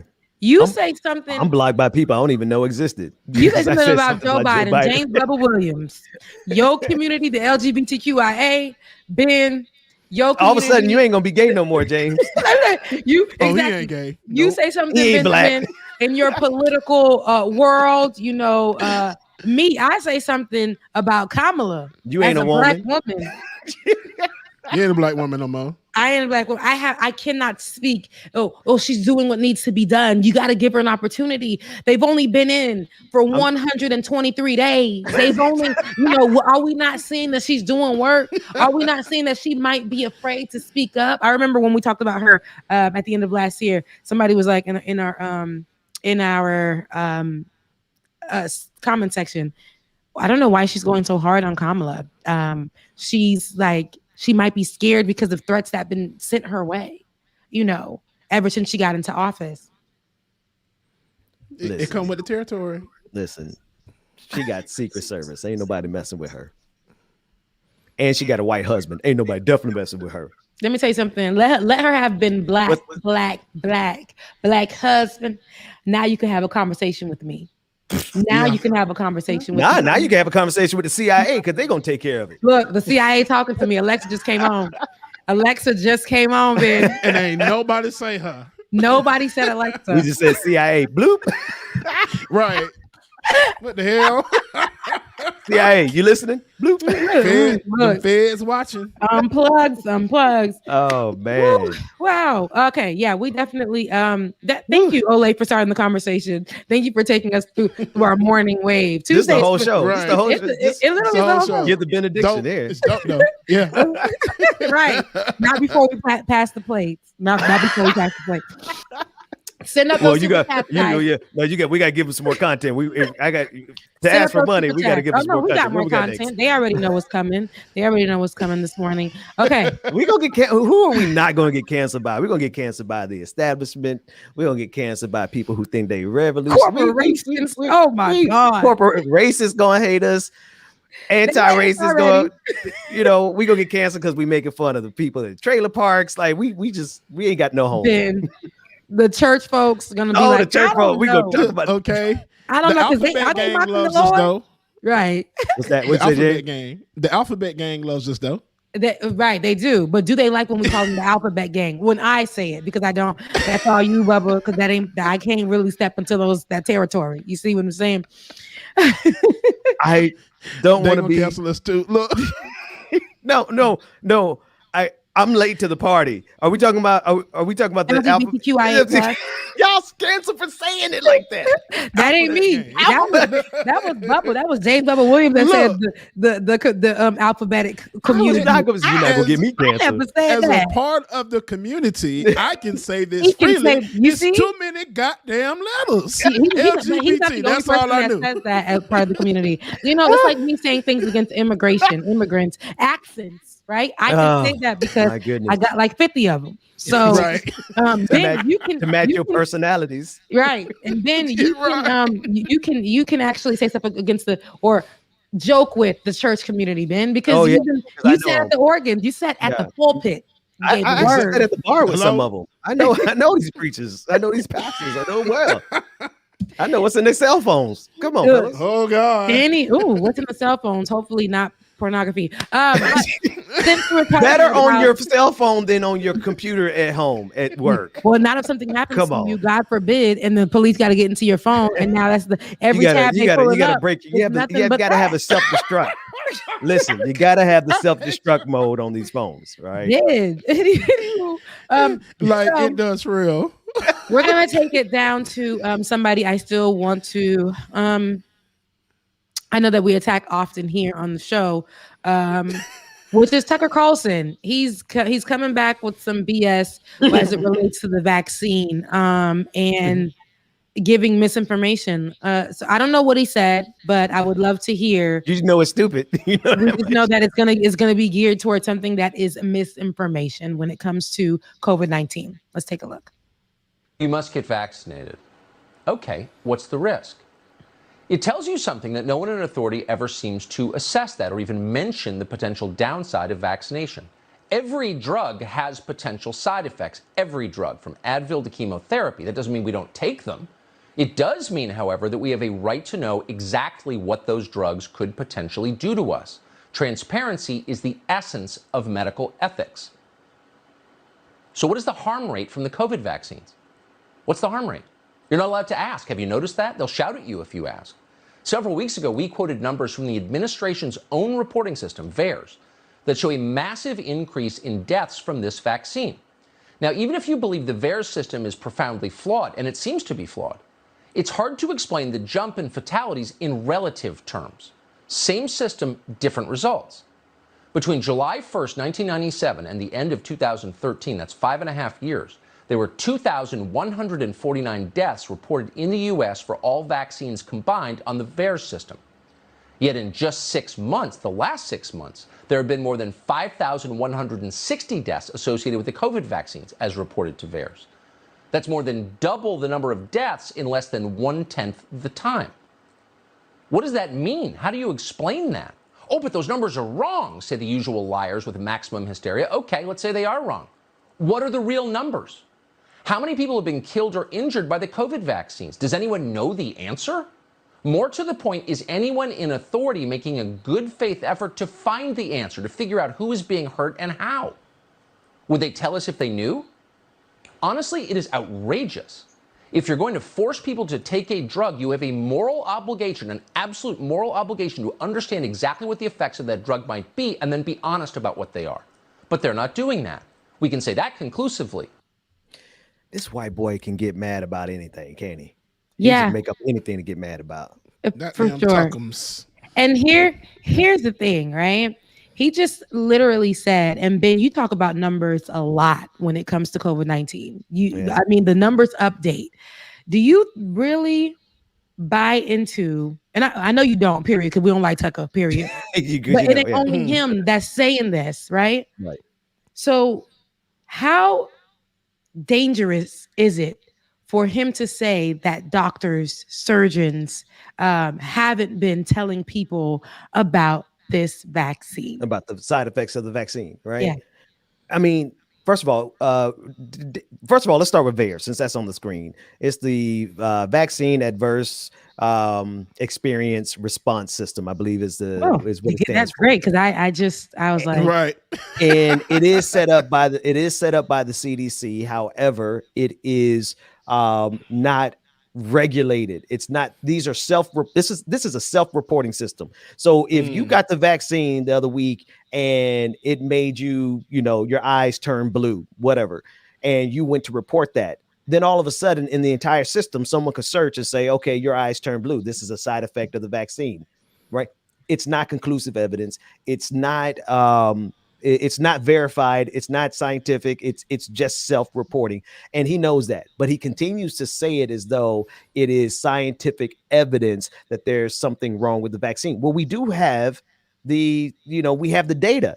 We have how effective it is. We have the type of side effects we have, and some side effects for some people in rare cases can be severe, but we have the actual data, and he's not sharing the actual data. He's trying to make sure as many people are afraid as possible. But go back to the video real quick, David, where he has the fighting hands. Somebody went and found some fighting fists, cut them things out. Back it up a little bit. They cut out the fist to make it seem like you're getting punched. And oh, by the way, you're getting punched by the vaccine. Oh, I didn't even notice, Ben, that Yeah. specific detail. Why does it look like you about to get punched in the face by the vaccine? What? Like they about to jab that thing in your arm or something. Here's the why would you thing, do though. that? But all of that and the vaccine is not something that you have to get. Like, you can opt not to get it, and you Right. can go get it. Right? It's optional. And for him, he's taking the rhetoric that we use on the other side of it and using it for to help his. This is what they do. They hijack ideas. They never got their own. They never got their own. So he's basically saying, well, where are the numbers? Penny in the What air. are the numbers saying? And it's affecting and how it's hurting folks. No, they say that they'll tell you, especially it's gone viral so many times. You'll see a surgeon, you'll see a doctor, you'll see somebody who's taking care of COVID-19 patients who may have gotten COVID-19, even though they got the vaccine. They'll discuss it, but they'll say the higher chances that you can get to save your life is going to be by taking the vaccine. Yeah. And you don't have to take it, but don't be stupid by spreading misinformation and the fear of it. A lot of people are already getting over the fear of the vaccine from when the conversations were first coming out about it. You were scared to get it too. Yeah. And me, Rebecca Azor, she was afraid.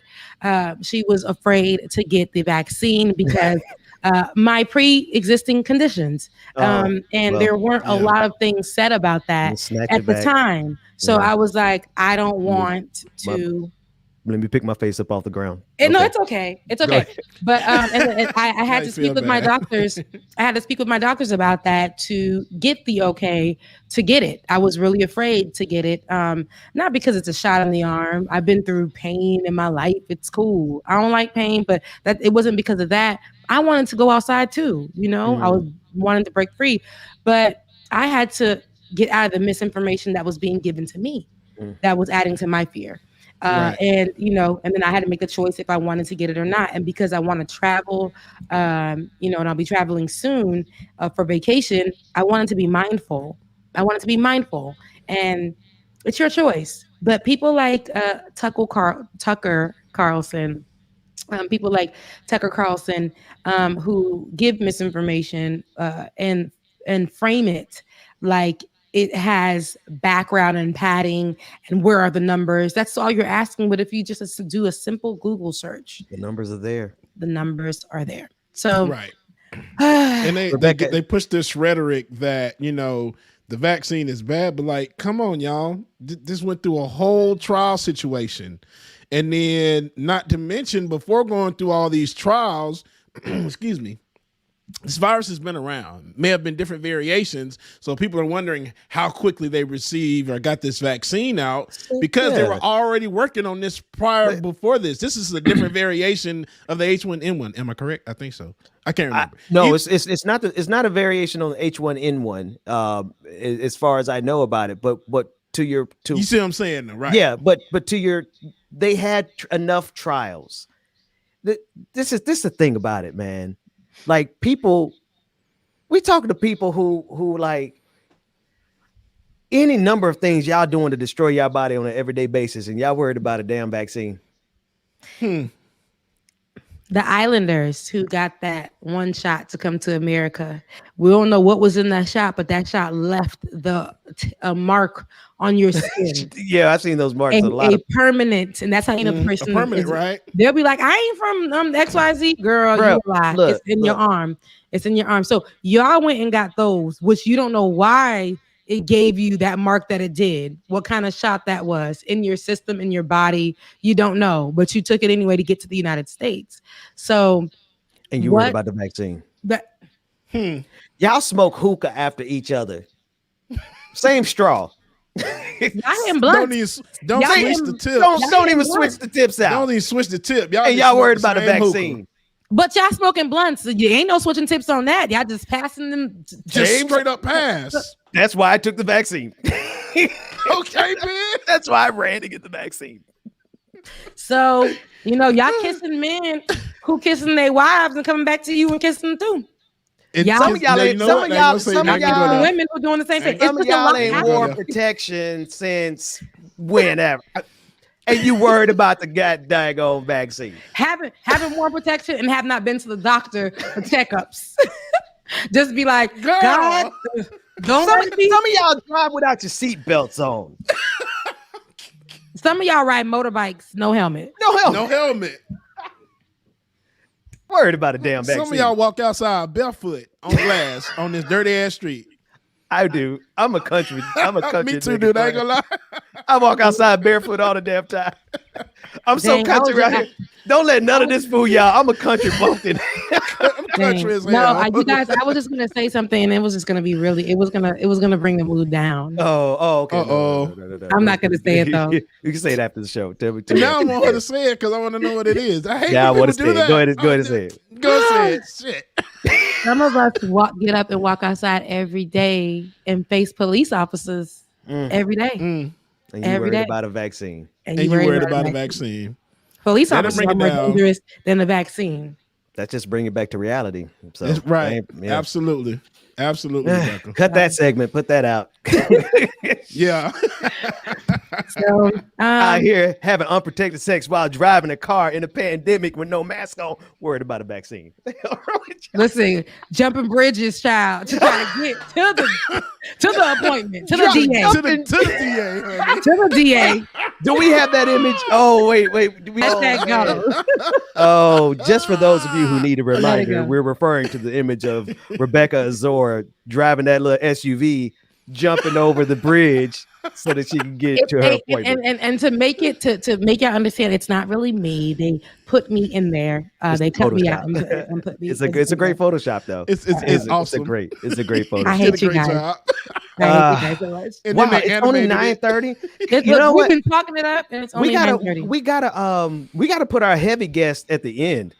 Because Olay just came through, just cut us they up. They always do that. Like yesterday morning too. It's like they come and then they lead us into this whole thing, and we start going here, there, over there, all over the place. Just Y'all know my crazy behind. I'm over here connecting all of it together. So anybody want to say, yeah, all over the nope. Come a little closer. It's We're going to tie it connected. together. It's all connected. No, it's all connected. And that's how, and Mhm. you know how I speak. It'd be like, I'm right here with it. Then I'd be like, right here with it. I'm like, right here with it. Because all the little tidbits of it makes up, it makes up the full outfit, right? They'd be like, those earrings don't go with that shirt, don't go with that pants. But then, you know, when I look at it and I'm like, the earrings do go with the shirt. Because my name is Rebecca, I'm a Black woman. Black girls make history, and Yes, because you know, I definitely have a cinch waist, and I wanted to show that off. I wanted to wear my high-rise jeans. You know, it goes together. Maybe not when you see it all separated, but when you see it put together, you know, with the ponytail weave, it just all goes together, and it makes for a full outfit and a good look. Yeah, so that's It all connected. It all connected. Yeah. Oh man, it's hilarious. It's hilarious. All right, we got some. What do we got in the tank, David? What did you upload just now? I just saw something pop up. Wherever you going to go. Actually, I'm not a vaccine hoochie. Oh no, I was talking to Rebecca. You're not gonna put it in my butt, and you're not gonna put it in my arm. It's not just your blatant disregard for people who are unable to get the vaccine and still remain vulnerable to this virus. It's not even the fact that you won't listen to doctors and scientists and medical professionals.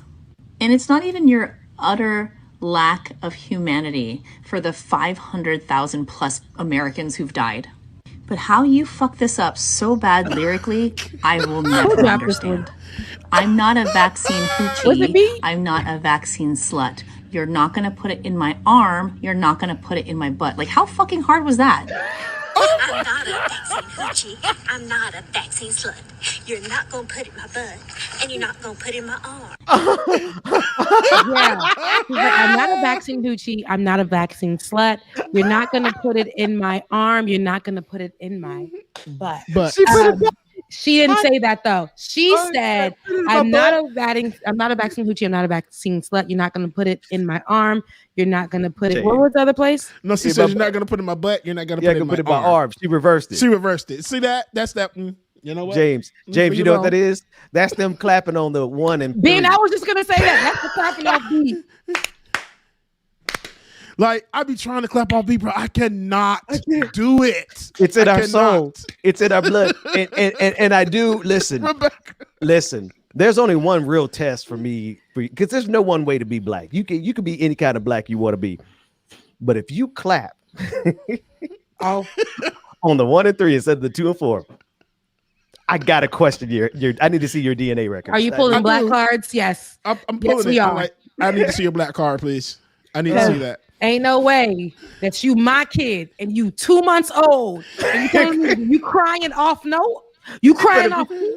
You crying off key? Nah, you ain't my baby. You ain't my baby. Where's the birth certificate at? I need to check what it say the ethnicity is. So yeah, so her reversing that lyric. How do you intentionally make something not rhyme? It's like we have a natural inclination to make stuff rhyme. It just happens. She did the exact opposite.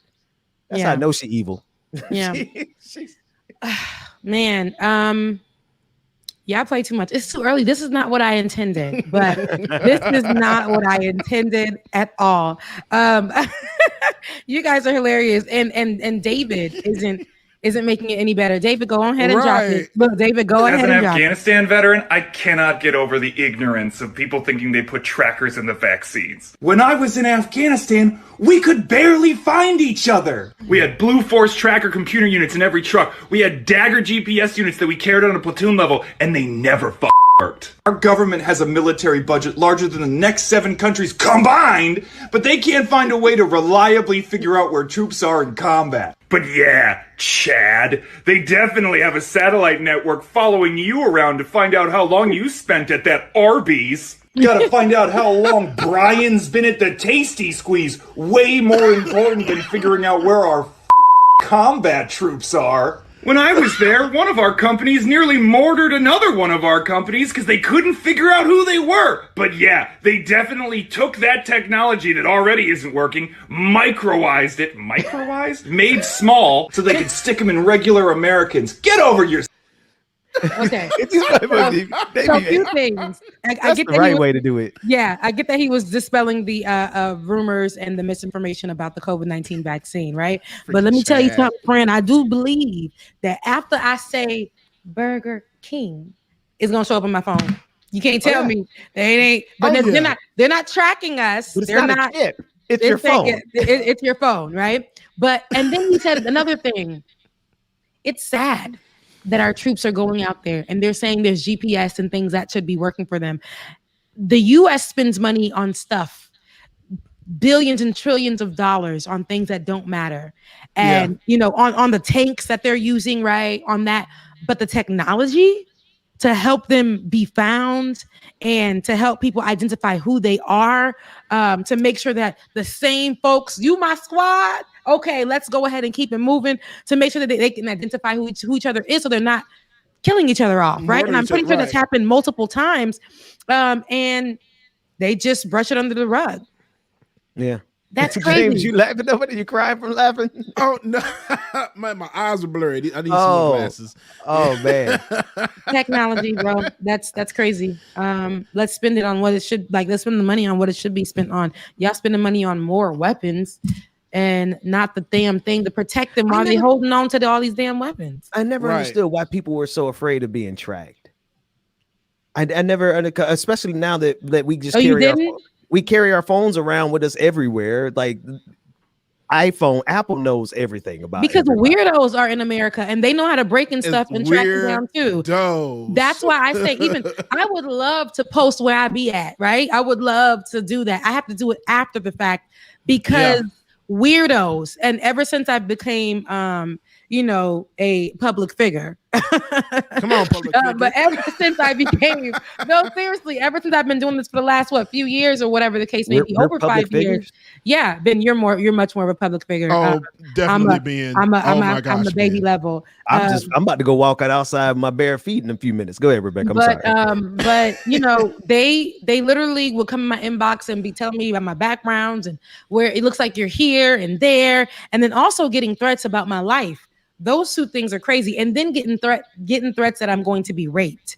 Like they would, Hold on. You getting those kind of threats online right now? For years. Oh, I just blocked those people now. But for years, when I first got on, especially, people were threatening to rape me. And that is the reason why we were located where we were located. We were an Atlanta-based company, could not be based in the middle of Atlanta, because we don't want no one to find us. The things that we were talking about, speaking against Donald Trump, to people that told us that we couldn't in North Georgia.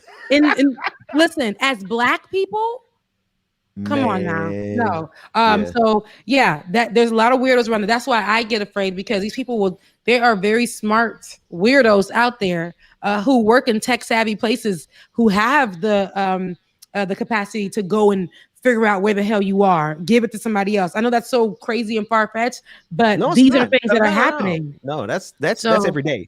That's every day. I guess my thing, the only thing I was saying differently than, we were both saying the same thing in a lot of ways, is that we've turned that tracking, the ability to be tracked like that, we carry it around in our hands every day, all day long. We're going to grow an attachment. Yeah, you just turn off location services, they can't track me. Oh, they still can track you, child. You can turn off whatever the hell you want. They're going to track you. You got phone reception, they're going to track you. Even if you don't have it, they're going to track you. How do you think these devices are like? These devices are never sleep. All of a sudden, just bloop, bloop. And then my phone start playing through a speaker. I ain't turned that speaker on in 5 months. It just connects. That thing's sitting there waiting. I had to unplug sis because and yesterday she was glitching, and I'm like, stop scaring me. I don't like when she comes on by herself. Yeah. And I would say the word in Creole or something, and she's just lighting up. I don't need you to speak to me when you're not spoken to. I'll be having to get her together, and getting her together is unplugging her. Amen. She's still probably connected. Hey, Alexa, wake up. That's scary, Ben, because I'll be asleep, right? And I'm like, let me go out and get me, some water. I'm Hi, Rebecca. Yeah, that's scary, Ben. Don't do that. That's even you doing that on the mic. I'm about to give every millennial Gen Xer person near 30 or 40. I'm gonna give y'all nightmares. Oh my God. That's scary. Hi, I'm not, Rebecca. I'm not even gonna say anymore. Ooh, if I say anything Rebecca. more, I'm gonna give it away. You heard that? Did that make you Yeah. feel something? It Right? did. Okay. It's not right. It's already. Yeah, I'm I having forgot I trouble got a new connecting. Alexa, and I forgot it's in the other room. And sometimes I'm happy I haven't experienced that at night because my brother's does it where Alexa would just randomly say something. I'm sorry, I didn't hear you. But you weren't supposed to be listening. What Yes. the hell? You weren't supposed to be listening. Right. I'm having trouble connecting right now. Please unplug and try again. What? No, Right, like, no, that is a little. Your voice is a little scary there, Rebecca. You I'm see? not- It No, is, like- that's yeah. me and that's her. It's scary. been me and her. It's been me and her together for a year. Okay, It's just been you and she's been in Alexa. my life for a long time, but I gave her so much love this last year. Like I'd be like, Alexa, what the weather gonna be? Alexa, what? And she's like, I'm having trouble connecting right now. Oh, girl. At least you had somebody to talk to. At least you weren't Right. talking to yourself the whole time. I was talking to myself the whole time, and then And Alexa. and Alexa. So It's the best, man. It's the Yeah. best. Oh man, we sound like three. Well, anyway, let's Rebecca, it's in your hand. Let me not get Okay. So I don't know if and this is gonna be an audible. I'm gonna have to go pull it up, but I know that we've been discussing a lot of race issues, and I'm not gonna stop. Can't stop, won't stop. Okay. But there's a particular one that I wanted to discuss as I'm looking for it right now. But there is a school. If we have that, David, there's a school that took 2 honors from 2 Black girls, top honors Oh from 2 Black girls Yeah. because the parents, Where is white parents, decided to take it away from them. They complained, titles- and then they replaced the 2 Black girls with white ones. So I wanted to get further into that story as I go looking for it because it was supposed to be yesterday's story. But I yeah. definitely want to discuss it because That's it right it's- there. it's such an issue, and I don't have access to look because I am trying. Ben, if you see it, go ahead and talk about it. 'Cause No, am I trying put to it. I just put it in the chat room for you. But no, it's Okay. the Mississippi parents. The high school took 2 white students, co-winners of top honors of their parents, complained about the awarding prizes to Black pupils. That sounds convoluted as hell. A high school awarded white students top honors after 2 Black students were already chosen. Parents at a Mississippi school claimed it had miscalculated the criteria for valedictorian and salutatorian.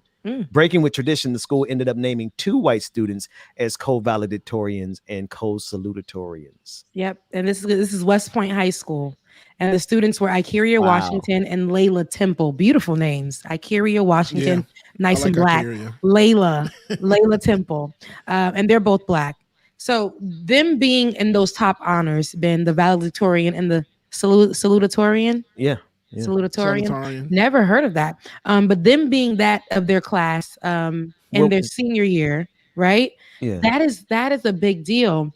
But white folks and their families, shortly after them getting the top honors, they ended up raising complaints to the school, and it did not properly that it didn't calculate correctly, and then that determined them.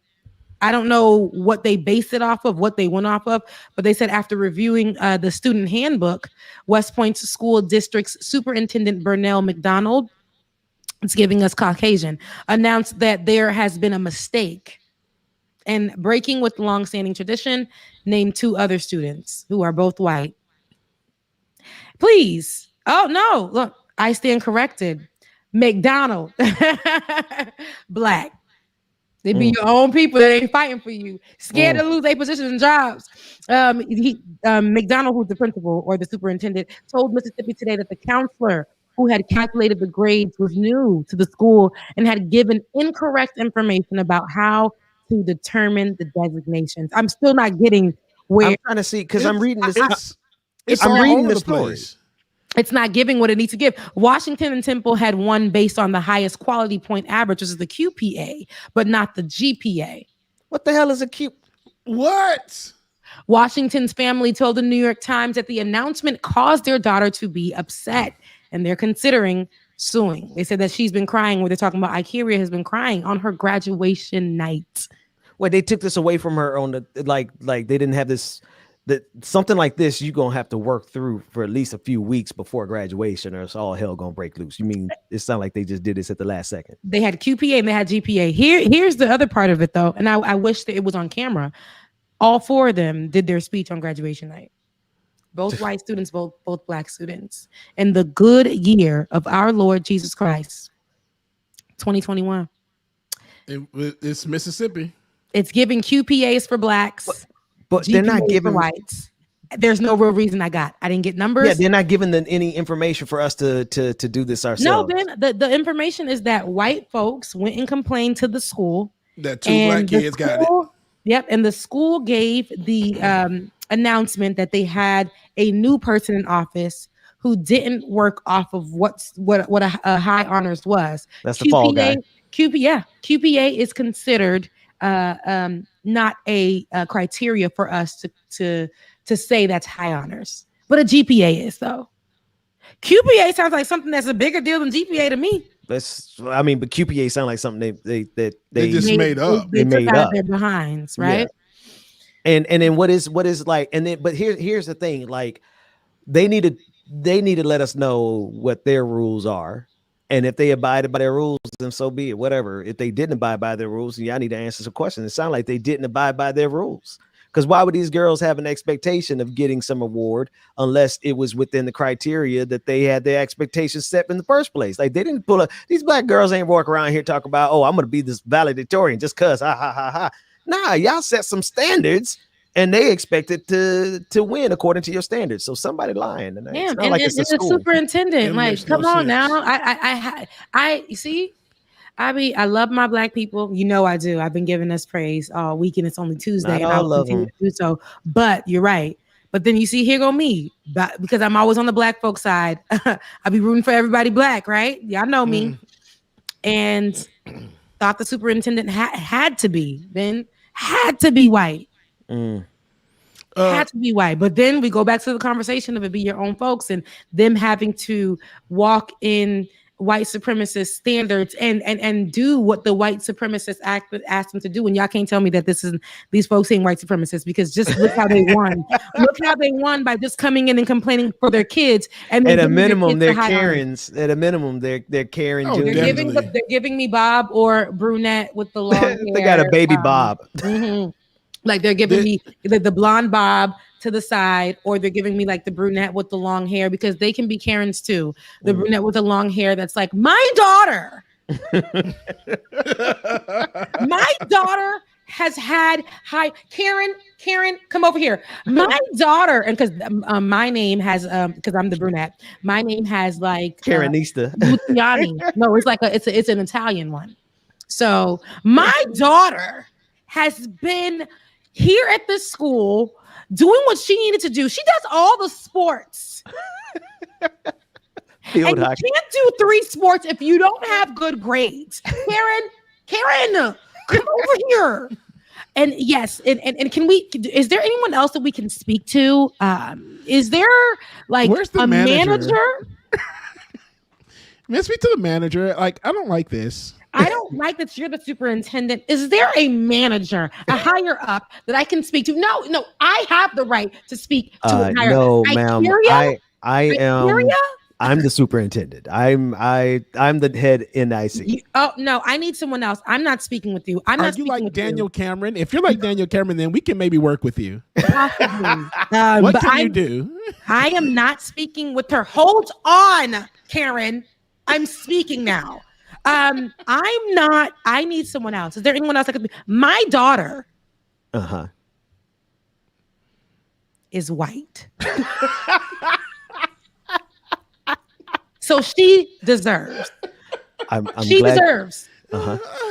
And I feel that Karen's daughter, Karen don't bring her ass over here. That Karen's daughter, I'm gonna fuss at Karen in a second, as well has all that she needs that fits the criteria. I never heard of Icaria coming to the school. I think that she's not even in the right community. Does she even live on our block? Is she even in? And I heard that you're not supposed to live in another neighborhood going to a school. I'm just saying. Well, ma'am, listen, ma'am. I hate to inform you. I hate to inform you, ma'am, but your daughter just her GPA wasn't high enough. Excuse me, her GPA wasn't high enough? Was not high enough. Well, no, Karen, didn't you say that there was a QPA?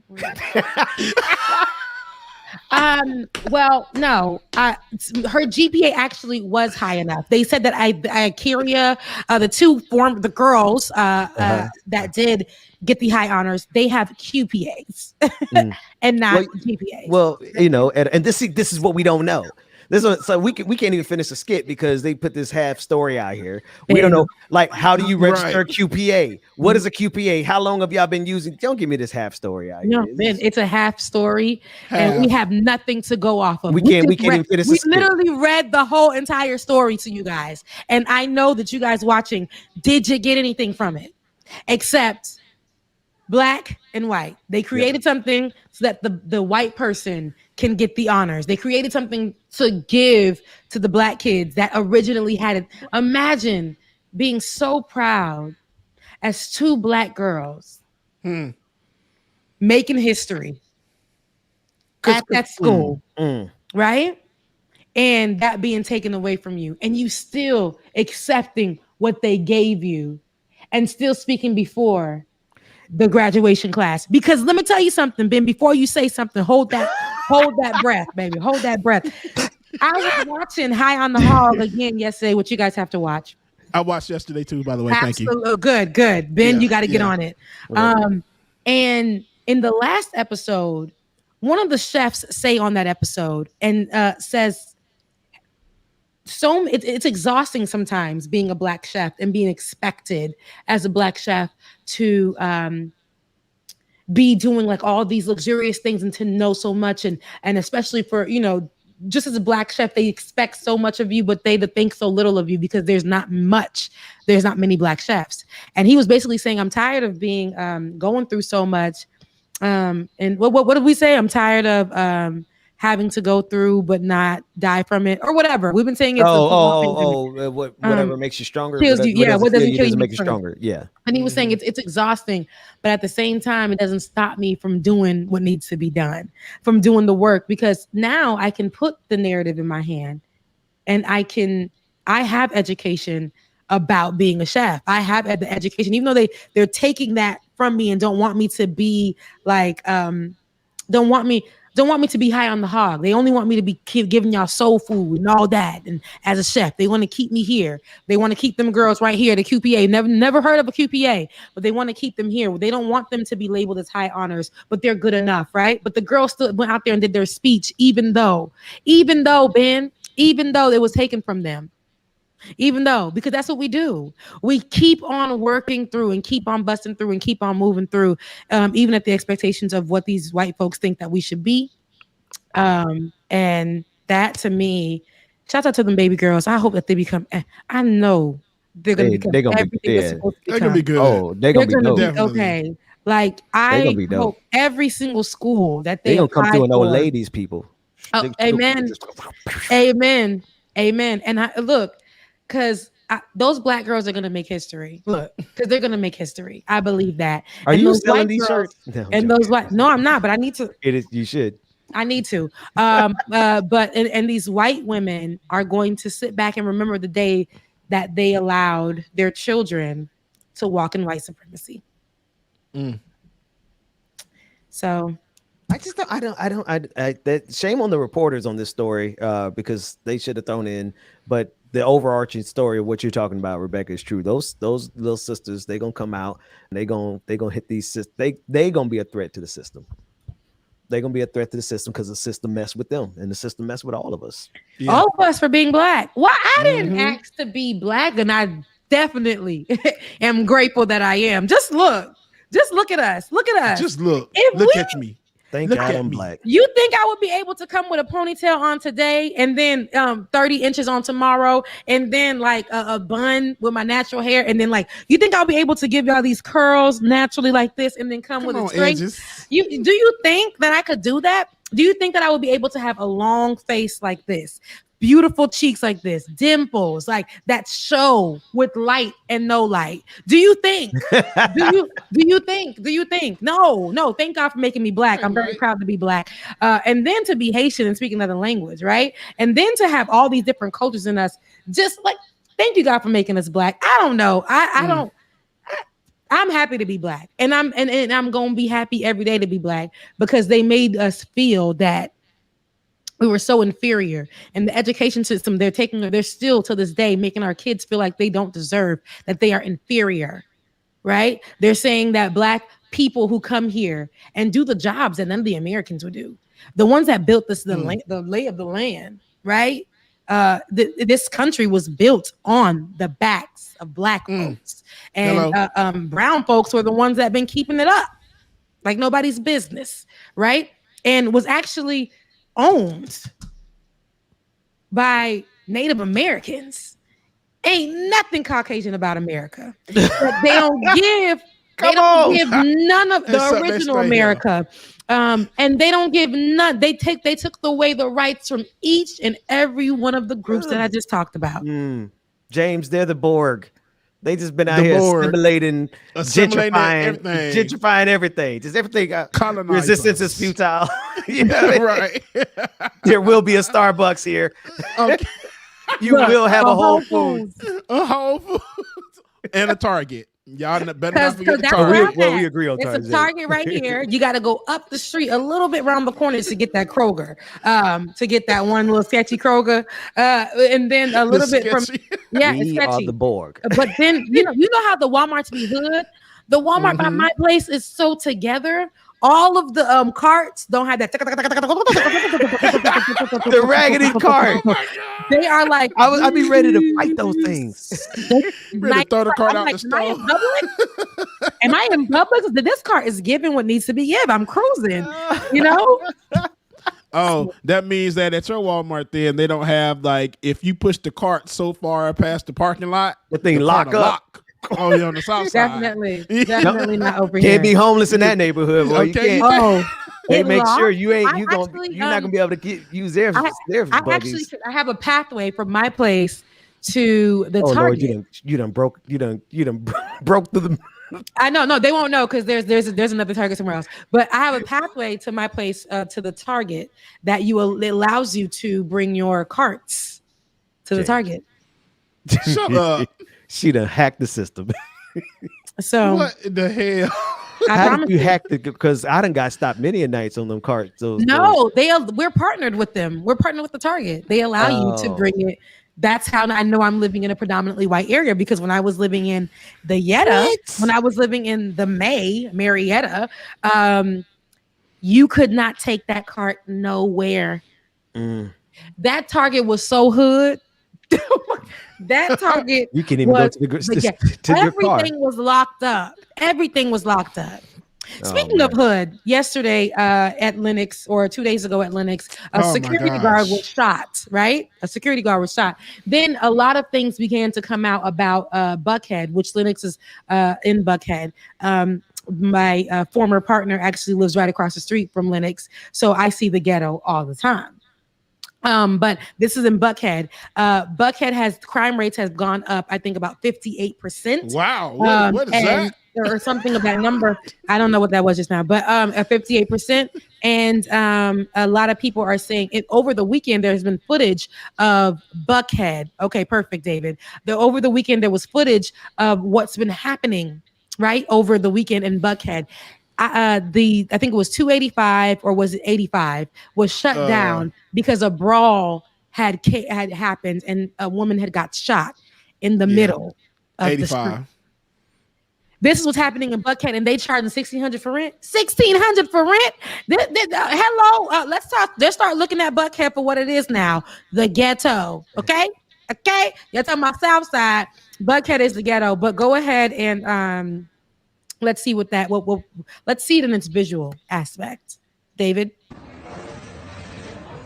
Oh, if he's gonna shoot him, take that down because I get the heebie-jeebies. They won't show it. They're not gonna show it. Okay. So this is two people who went up to Lenox Mall is considered, you guys, one of the most dangerous places now to go to Why in is he trying Atlanta. to defend that place? It's honestly, y'all, I really think these are a lot of people from out of town. A lot of people from out of town and these young kids. Though they're 15 years old. 15. Like what the hell? 15 access to guns. That just gave me the heebie-jeebies. But yeah. And it's gotten bad. And it's really started getting bad over the pandemic. Honestly, Lenox was never that bad. I've worked at Lenox before. Brother has. We used to go to Lenox all the time. And now it's just to the point to where, oh man, I don't even go in the area no more. Yeah. There was I don't even when you first came to visit back in the day, we'd be like, let's go to Lenox Mall, let's go take a walk, let's go to 5 Points. You go to these different places here in Atlanta. And now 5 Points is shut down. Basically, ain't even no 5 Points for real no more. Which used to be a shopping, like little strolling mall or whatever. Yeah, underground. I loved it. I used to love it. But now Lenox Mall, which was a staple, has now become something very dangerous for people to go to. I went to Lenox recently because I was waiting for my partner at the time to get to come out, right? And I'm like, let me just go to Lenox real quick. And as I went to Lenox Mall, pulling in, y'all, somebody got shot. I had to U-turn at the time. I had just U-turn my little Jeep. At the time, I didn't know where I was going. And then I see people fighting on the other side. A big brawl got out. I'm like, get me out of here.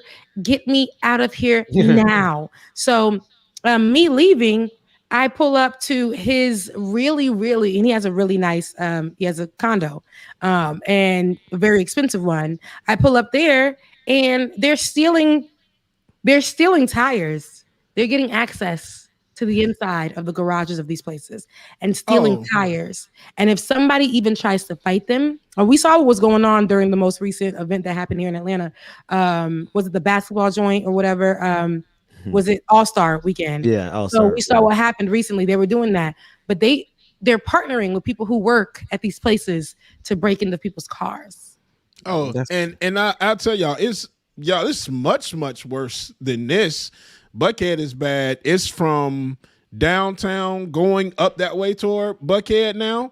It's like car break-ins where these people, like, I don't go down. When I tell y'all, I do not go downtown for the simple fact you park your car down there, you're going to take the risk of somebody breaking in your back window. And the thing is, they're not stealing like laptops or book bags and stuff out of there. What these kids or people are looking for are handguns. Yeah. That's the main thing. Right there. And it's had happened to me before. Somebody smashed my window, my whole Nintendo Switch, laptop in the back seat, and they instead looking for a gun and took somebody else's book bag with nothing in it. Yep. I used to live literally like 3 minutes away from Buckhead. And, I worked in Buckhead as well. And I had my car smashed and they took the purse. They were looking for something in my purse and then didn't take anything. They didn't take the money that I didn't have on the car. They didn't take the license. They didn't take anything. They were looking for either drugs or guns because they say a lot of people here will come and break into cars and looking for those things. Here's my thing about it. The policing that happens here in the community and the gun laws that aren't really a thing here. The accessibility to guns and the idea that policing a certain type of folk is what it is. They're missing out on this whole group of Buckhead. Buckhead was considered the white Mecca or whatever, and you got Midtown for the LGBTQIA plus community, the rich folks and this and that. Oh nah, people got money and they came down from wherever they came down from to go live in Buckhead looking for a certain lifestyle. And just because it's Buckhead, it won't get treated as such. It won't get policed as such. And I'm like, y'all over here in Southside so much. Y'all over here in these different other areas, Bankhead so much. And this whole rhetoric that goes along with Bankhead, but yet Buckhead needs to be policed. I don't care if you're white or black, but because it's like a predominantly because the white affiliation that's there, because of the buildings that are constantly being built there, the gentrification that's happening there every second. They just feel like it's Buckhead, let's just not. I watched drug transactions in his building complex, or they'll go there to do the transaction. They'll sit inside the garage there to do the transaction. I'm looking at security guards. I'm looking at police. They don't do nothing. Not a thing. Not a thing. And then let me flip it on its head a little bit too. What it is now is the gentrification thing, because what's going on, had to say it like this, all the white people are moving to the South Side. East Point, Hateville, College Park, all of those areas now where it used to be predominantly black, now gentrified. West End. They running in my neighborhood all of a sudden. You know, when you see them start running, then when I tell y'all they are running in places like I have never seen them run before in Atlanta. And now, I'm like, when did you get so comfortable out here, Susan? Right. Yeah. Karen, what you doing out here? Just bob the ponytail. I was like, oh, you feel real safe. I need to go out here and start shooting some guns or something. Don't I? Right. Get off of my yard. Who let you in? Look, this may not be Wakanda, but we full of vibranium. This is not for you. That's because T.I. said it was Wakanda. It ain't what. That part of Atlanta is not Wakanda. Atlanta is not really Wakanda because Atlanta isn't even Atlanta. We had that of the South Fulton mayor on the show, and South Fulton seems to be more Wakanda than what people think is Wakanda. Agreed. And none of it is Wakanda, by the way. But if we're going to talk about the predominance of black folks, it ain't Buckhead. It ain't Midtown. It's not Alpharetta. It ain't Sandy Springs. Okay? It's not those places that people consider Atlanta and to be so black. And I'm not saying that there's anything wrong with living in those areas, especially if you have the money. But the overpricedness for if that's even a word, the overpricing of rent there, when you can get the same. Me and my ex had the same layout before he upgraded to the next building, but we had the same layout for our apartments. We had the same exact layouts for our apartments, and I paid almost $500 less than he does, and it's all because of location. Buckhead is doing the utmost. Literally, people are moving there, don't have the money, but want the idea and the stigma that comes with living in that place. And because it's predominantly black, they are taxing it. I'm saying predominantly because it's not predominantly black, but because Atlanta, right? And they think that Atlanta is the black Mecca. And when they think Atlanta, they think Lenox Mall. They think Lenox, they think Phipps, they think all of that. They think Midtown, Edgewood, they think those areas. And they tax it. That's still getting the black tax. There are white people who pay less rent that live out there because they've been living out there. And then they started creating these other buildings. And now these black folks are having to put down God knows how much money to get an apartment there, and then having to pay God knows how much money for the apartment there. But then you go to the white communities like where I live right now, and the secret is they paying nothing for the same building. Yeah, it's hell of expensive to try to be black and have money. Like it's expensive to be black and be poor. But try to go from being poor to having money. Oh, they could bankrupt you. Oh, yeah. They'll put you in the ground. Don't be a black person to think you got a little coin because they ready to take your coin. Yeah. But to everything that you're saying, there's something I recognized like, 10, 15 years ago. There's a 30-year cycle. And it is a cycle. I don't care if whatever you can call it, a plague. You can call it the cycle of gentrification, the cycle of colonization. But they're going to move back and forth between sides of town. Every 30 years. They on the north side, they come and colonize the north side, they get tired of it, and then they move to the south side. And then 30 years later, they flip it. And every time they flip it, They increasing the prices. They're displacing entire communities. This community done moved and shifted and got 30 years worth of experience now living on this. It happened in Boynton Beach, right? The beach side used to be predominantly black. All the white folks moved out west, right? 30-year cycle hit, and now all those people moving right back out towards the beach. The beach is now too expensive for black people to live in. It's the same thing that repeats itself all across this country. And it doesn't matter whether you're Lenox, Bankhead, Buckhead, or if you are in East Boynton, West Boynton. It doesn't matter if you're in, I don't know all the breakdowns in Mississippi anymore, but no matter what state you're in, you're going to see a constant cycle of a 30-year cycle of gentrifying. They're not going to just gentrify you once. They're going to gentrify you again in 30 years. Every single where you pull up. So I'm going to reverse gentrify, and I'm going to call all my friends and family to come live where I stay at, because I feel like you deserve. I feel that you deserve. Come on, because let me tell you something. The way that, I know that it's still a pricey situation, but it ain't as pricey as me living out there. That's the only reason I don't go out there. I would love to be around all my black folks, but I'm like, why can't we also enjoy a place that is safe for us? Now, safe as far as me being black, I don't know, because we know. But why can't we enjoy something that's safe as well? Why can't we enjoy carts that we can take up to our building and the people come back down and roll them back down into the shopping plaza? Why can't we enjoy Walmarts, that don't lock up stuff? Why can't we enjoy? Why can't we enjoy get a key for cocoa butter? Why I gotta get a key for cocoa butter? Y'all, you know what I'm saying? And for cocoa butter, why can't we enjoy that? You guys put black tax on stuff, so it causes people to may have to steal because y'all over here overpricing on these products. So people just have to take and go. Let me tell you something. They're like, listen, I need this lotion that's $2. It's 2 blocks up, but I don't have any transportation to get there. So I'm going to definitely take that $2 and get what I need, and now you guys are locking up things. And it's like you make these communities, you take away from people, and you want them to suffer, and then you think that there's not going to be a reaction for it. And then for all of you guys who are coming to Atlanta, here go me and my Kamala. Don't come. Don't come. Be packed. Don't come.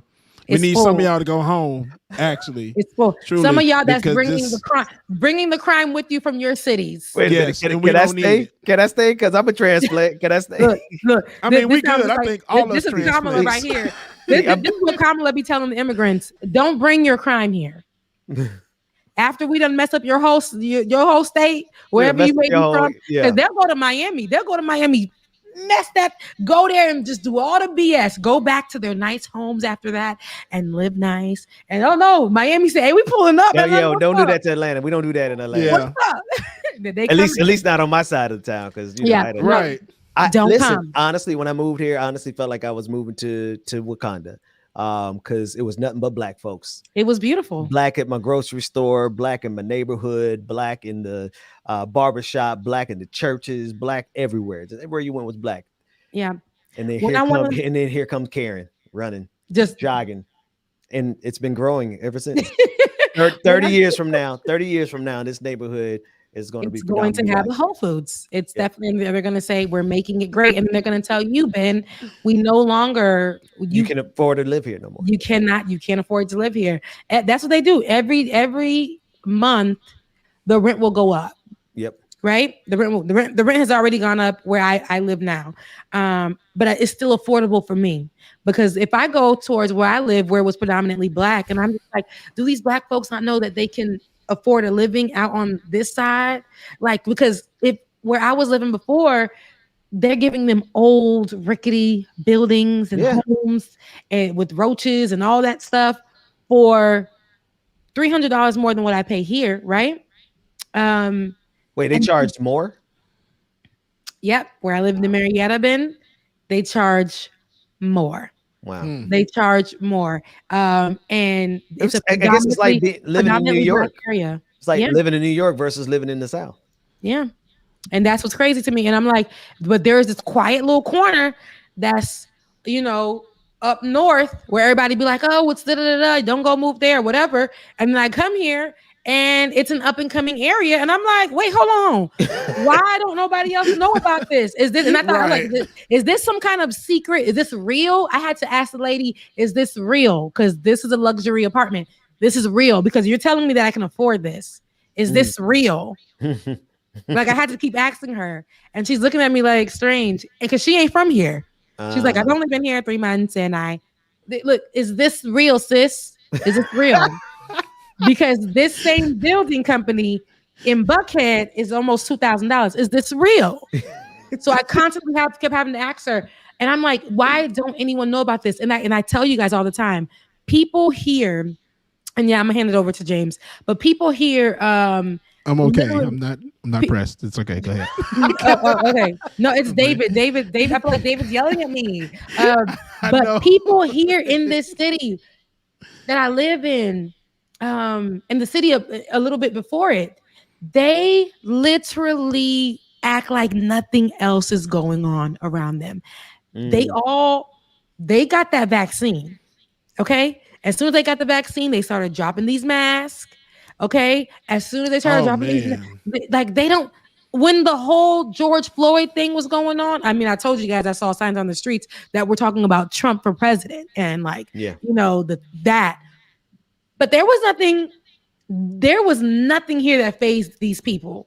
I had to go to the Target and ask them for Black people products. Yeah. And they were telling me, we don't sell that here.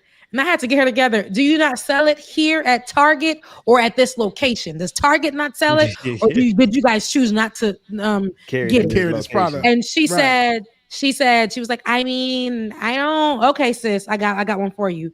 Target Corporation, you guys don't seem to sell at this location, and it's supposed to be da-da-da. Next month, that product has now been sold there. And I've been seeing the girls that look like me, about 3 of us, will go to the section and be like, girl, they got it here. Hey, girl. Yeah, look at you, the Harriet Tubman of Black hair products. Yes, I am. Reverse gentrifying the heck out of this area that probably was Black before the folks that got here got here. So, And speaking of the mask thing, you're talking about that. Somebody just said in the chat, and I saw it yesterday as well too. Somebody got shot or killed yesterday for being asked to put a mask on. Wow. Worked in the grocery store, and they shot the cashier in the head. Wow, man. Because they asked the person to put the mask on. The person pulled out a gun. Where was that at? Here in Atlanta. Off of Candler Road, Indicator, y'all. Indicator. Indicator. Do you see crime rates are going up? The pandemic done had people moving from their little areas into these areas, and crime rate is going up. It's probably already been bad, but it's going up. And now these white folks are saying they want to, was it succeed from Atlanta? They want Buckhead to succeed from Atlanta. Yeah, I can go. Bye. Deuces. They don't want it to be a part of the Atlanta name because it's bringing in to them so much crime. But shooting somebody because you're asked to put on a mask. That's crazy. I just saw a video as well of a woman getting cussed out at Ross. About a mask. And she was told, and look, she said, you're racist. She's like, I'm not racist. White woman. I'm not racist. You're racist to a Black woman. And then turns around and says, you Black B. And then comes back in and starts to say more things disrespectful to her. And this is for a retail shop. This is for a retail shop that was open through the pandemic, where people had to get abused like this throughout the whole pandemic. You know how, and I ain't gonna be long, but James, I'm just listening to you, Rebecca, and then just thinking again. Listening to Rebecca made me think again about what you just said, James. Do you know how utterly hyped up and cracked out you have to be to work yourself up to shoot somebody over a damn mask? Over a mask, dude. Makes no sense. A mask. Not you hit me with your car, and not that you took somebody out on my side. No. You asked me for a mask, and I got to kill you. And like just sitting there at the checkout, you just scanning people. And the thing is, it would be different if she was the one that said something. The person behind the person is the one that said, hey, you need to put your mask on. And the cashier is just asking nicely, like, yeah, please put your mask on. So instead of them even shooting or doing anything to the person behind him or whoever it was, shot the cashier.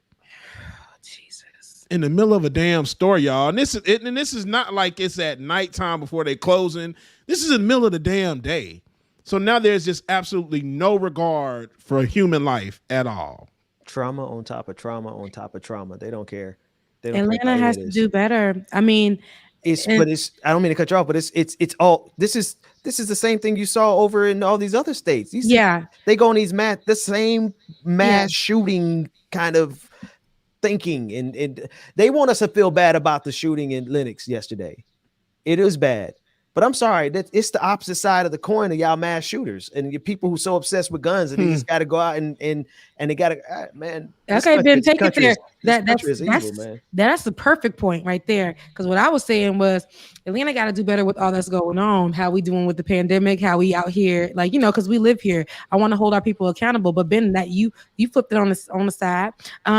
Definitely, they want us to look at yesterday's shooting. They want to make that seem like, and the way they labeled it online was, hey, there have been a series of mass shootings. And I said, oh, was more than one person shot at Lenox? But that was one of the stories that came underneath the series of mass shootings. So now they're titling things that aren't mass shootings as mass shootings. And they don't want us to look at the mass shootings done by the white folks here in Georgia, here in Atlanta. They don't want us to look at that as a thing. You know what I mean? They want us to look at the crime rates. Look. The same. But what those white, Ben, you just said it. You just said it again. What though that white man did when he went out there to the massage parlors and shot down those Asians, right? We didn't see the conversation of crime rates going up.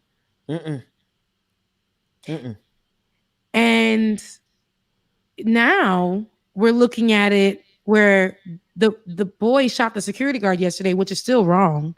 It's still wrong.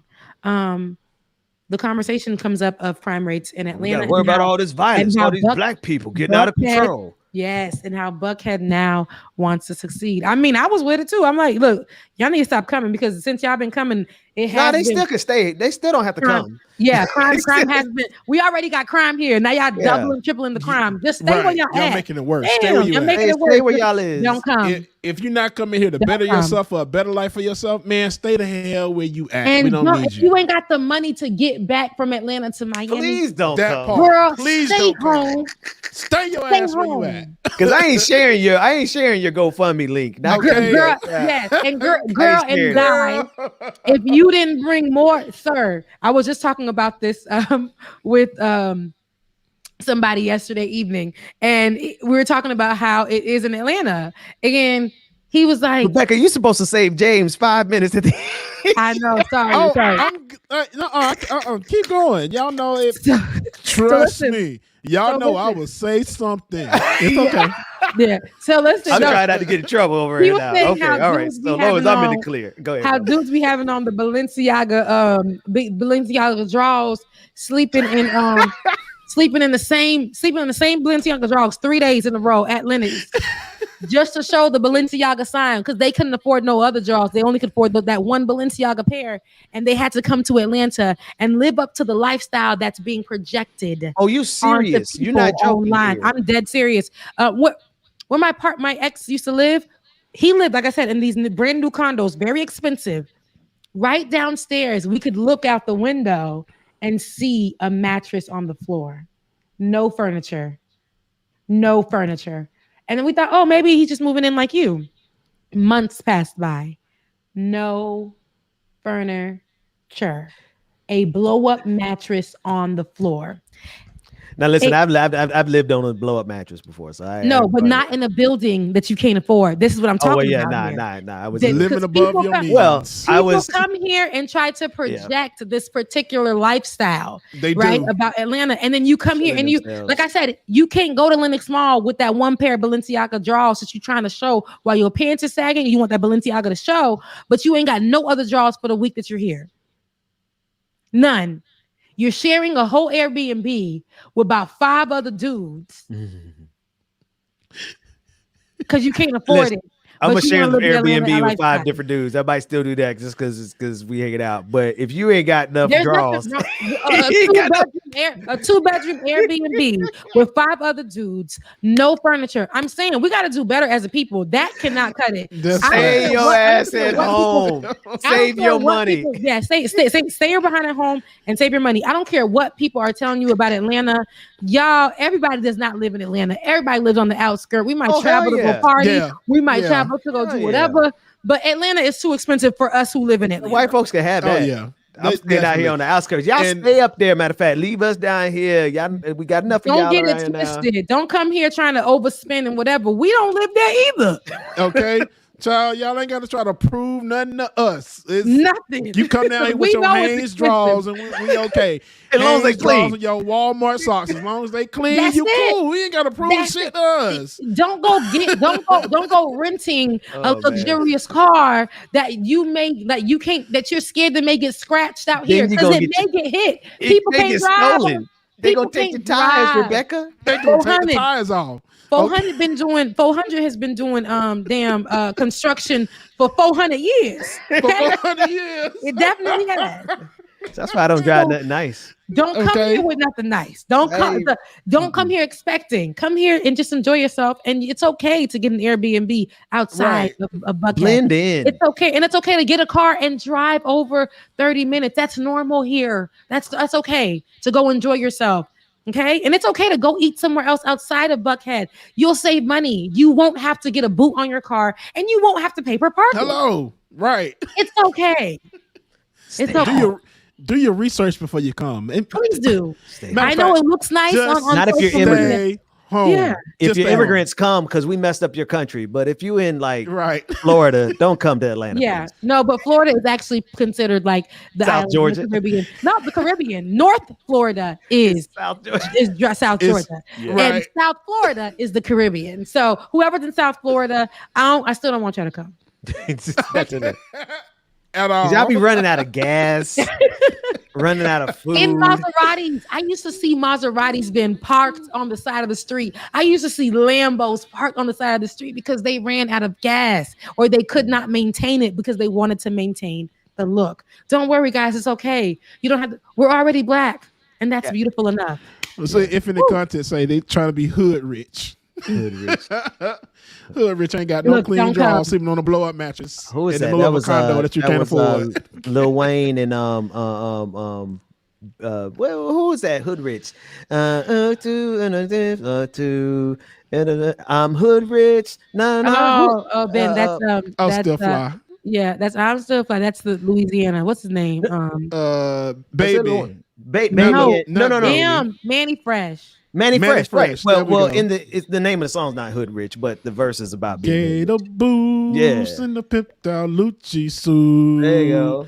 Ain't got no car, but I stay fly. Big Thomas, thank you. That's Big Thomas, thank you. Yeah. I knew somebody knew it. They always know. I know the song. I ain't know the metadata on it, but I knew. And then the person that knew is Leroy Jenkins. Thank you, Leroy. Leroy Jenkins. I can't say no more. I'm about to say that's a good black name, but he could be white. That's the blackest name. Leroy Jenkins, if you is white. Leroy Jenkins. Don't let the sun go down in this town and your name is Leroy Jenkins and you ain't black.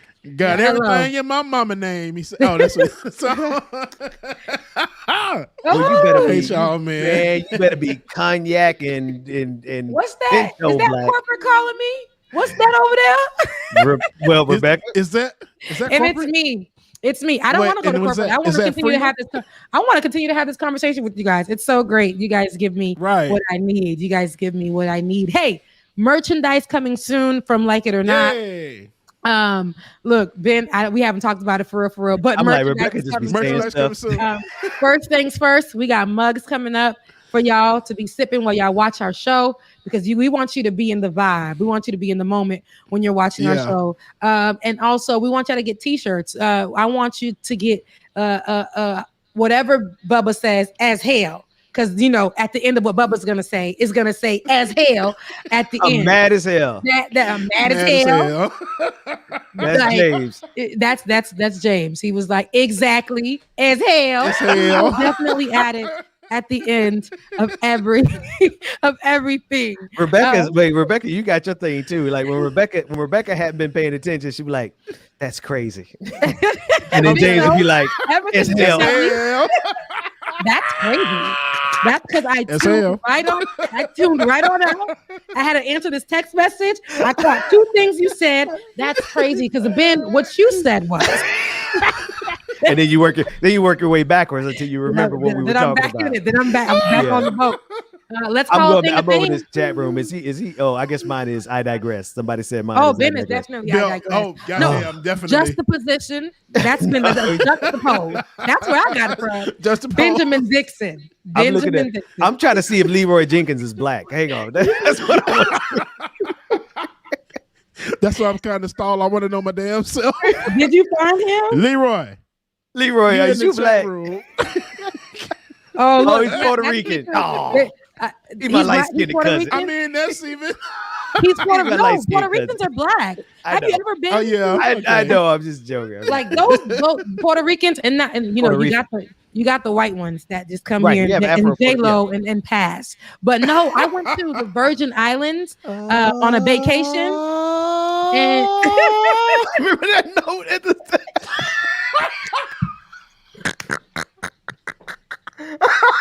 It sounded like J-Lo sounded like a damn tornado warning. We disrespected. No, that's exactly what it sounded like. That's exactly what it sounded like. That's what she sounded like at the inauguration. No, Puerto Ricans are pretty black. I went over to the Virgin Islands. Wait, are they pretty black or pretty black? No. I went over to listen to the story though. And then when we're out of here, it's 35. I got 5 minutes. I got 5 on it. No, I went over to Virgin Islands on a vacation, and while I was there, the Airbnb that we had. There was a guy. Rebecca, you got so many stories. Yeah, I know. There was this guy, and I forgot his name. What's his name? Jose. It was something pretty Hispanic, and he was like, and he was literally like black, and I kept looking at him, but he had an island accent, and then he just bust out in Spanish. So what we did, we just bust out in Creole, and he looked at us crazy. We looked at him crazy. We was like, black people speaking other languages. It's beautiful. And then he says, I'm black. I know you're looking at me crazy, but I'm definitely black. And my whole family, they came out of nowhere. They just black as hell. But they just appeared out of nowhere. And then he said, no, a lot of us black people had to move from Puerto Rico and come here to the Virgin Islands and make space for ourselves here because we were accepted here. Wow. I said, hey, what a tidbit that I would never know. Right. Rebecca, give a shout out to Egberto in your voice. Egberto. Is he in the chat right now? He's in the chat right now too. Shout out to Egberto. There we go. Okay. So you gotta let that, or sometimes you could say Egberto. You know, it depends on how you say it, but you have to have that accent. Egberto or Egberto. Now, you know, it just depends. Now y'all be like Egberto. Egberto. Egberto. Hey, I can't do it. I can't even do I can't even do it. Oh, and shout out to Egberto for signing up to be a Patreon. Yo, thank you. I know that we didn't do our Patreon call today, but before we get out of here, if you are not a Patreon, because Rebecca got another. Bubba, it is in your hands. Bubba, no, keep going, Rebecca. We go. Me and Jay sit back. We quietly say, how many more stories she go to? I don't have any more stories. We got a bet going on. We got a side bet. If you are not a patron, I need you to definitely get on www.patreon.com/like it or not. Oh man, I love it. Look, did I say it right?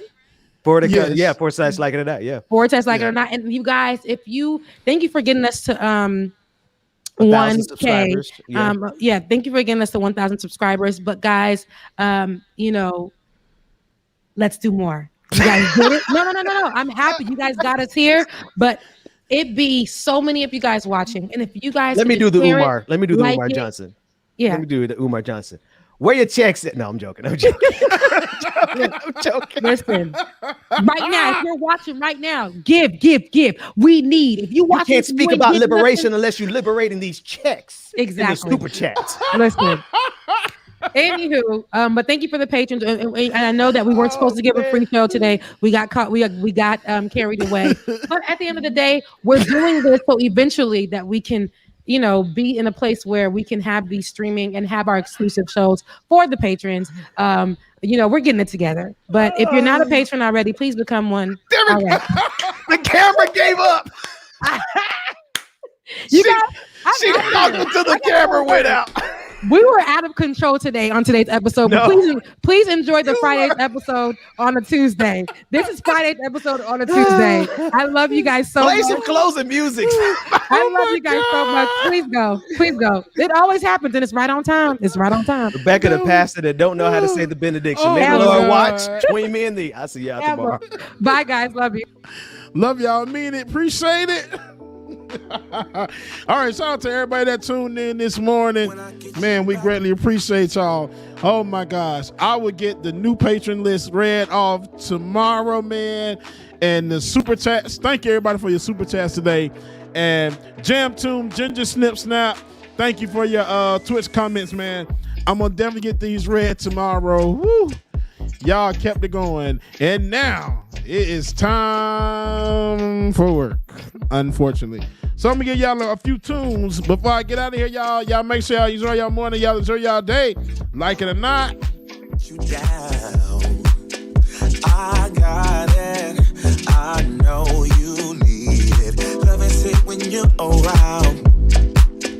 Oh, please say that you believe it. 'Cause I don't wanna lose you. I hope you feel that way too. No, I don't wanna lose you. Baby, don't go. Don't go. When I get you back, oh yeah. Again, y'all, we thank y'all so much for tuning in. Shout out to everybody that streams from Twitter, Twitch, Facebook, wherever you stream from. We appreciate y'all, man. Love y'all, mean it. We will see y'all tomorrow. Oh, when I get you back, oh yeah.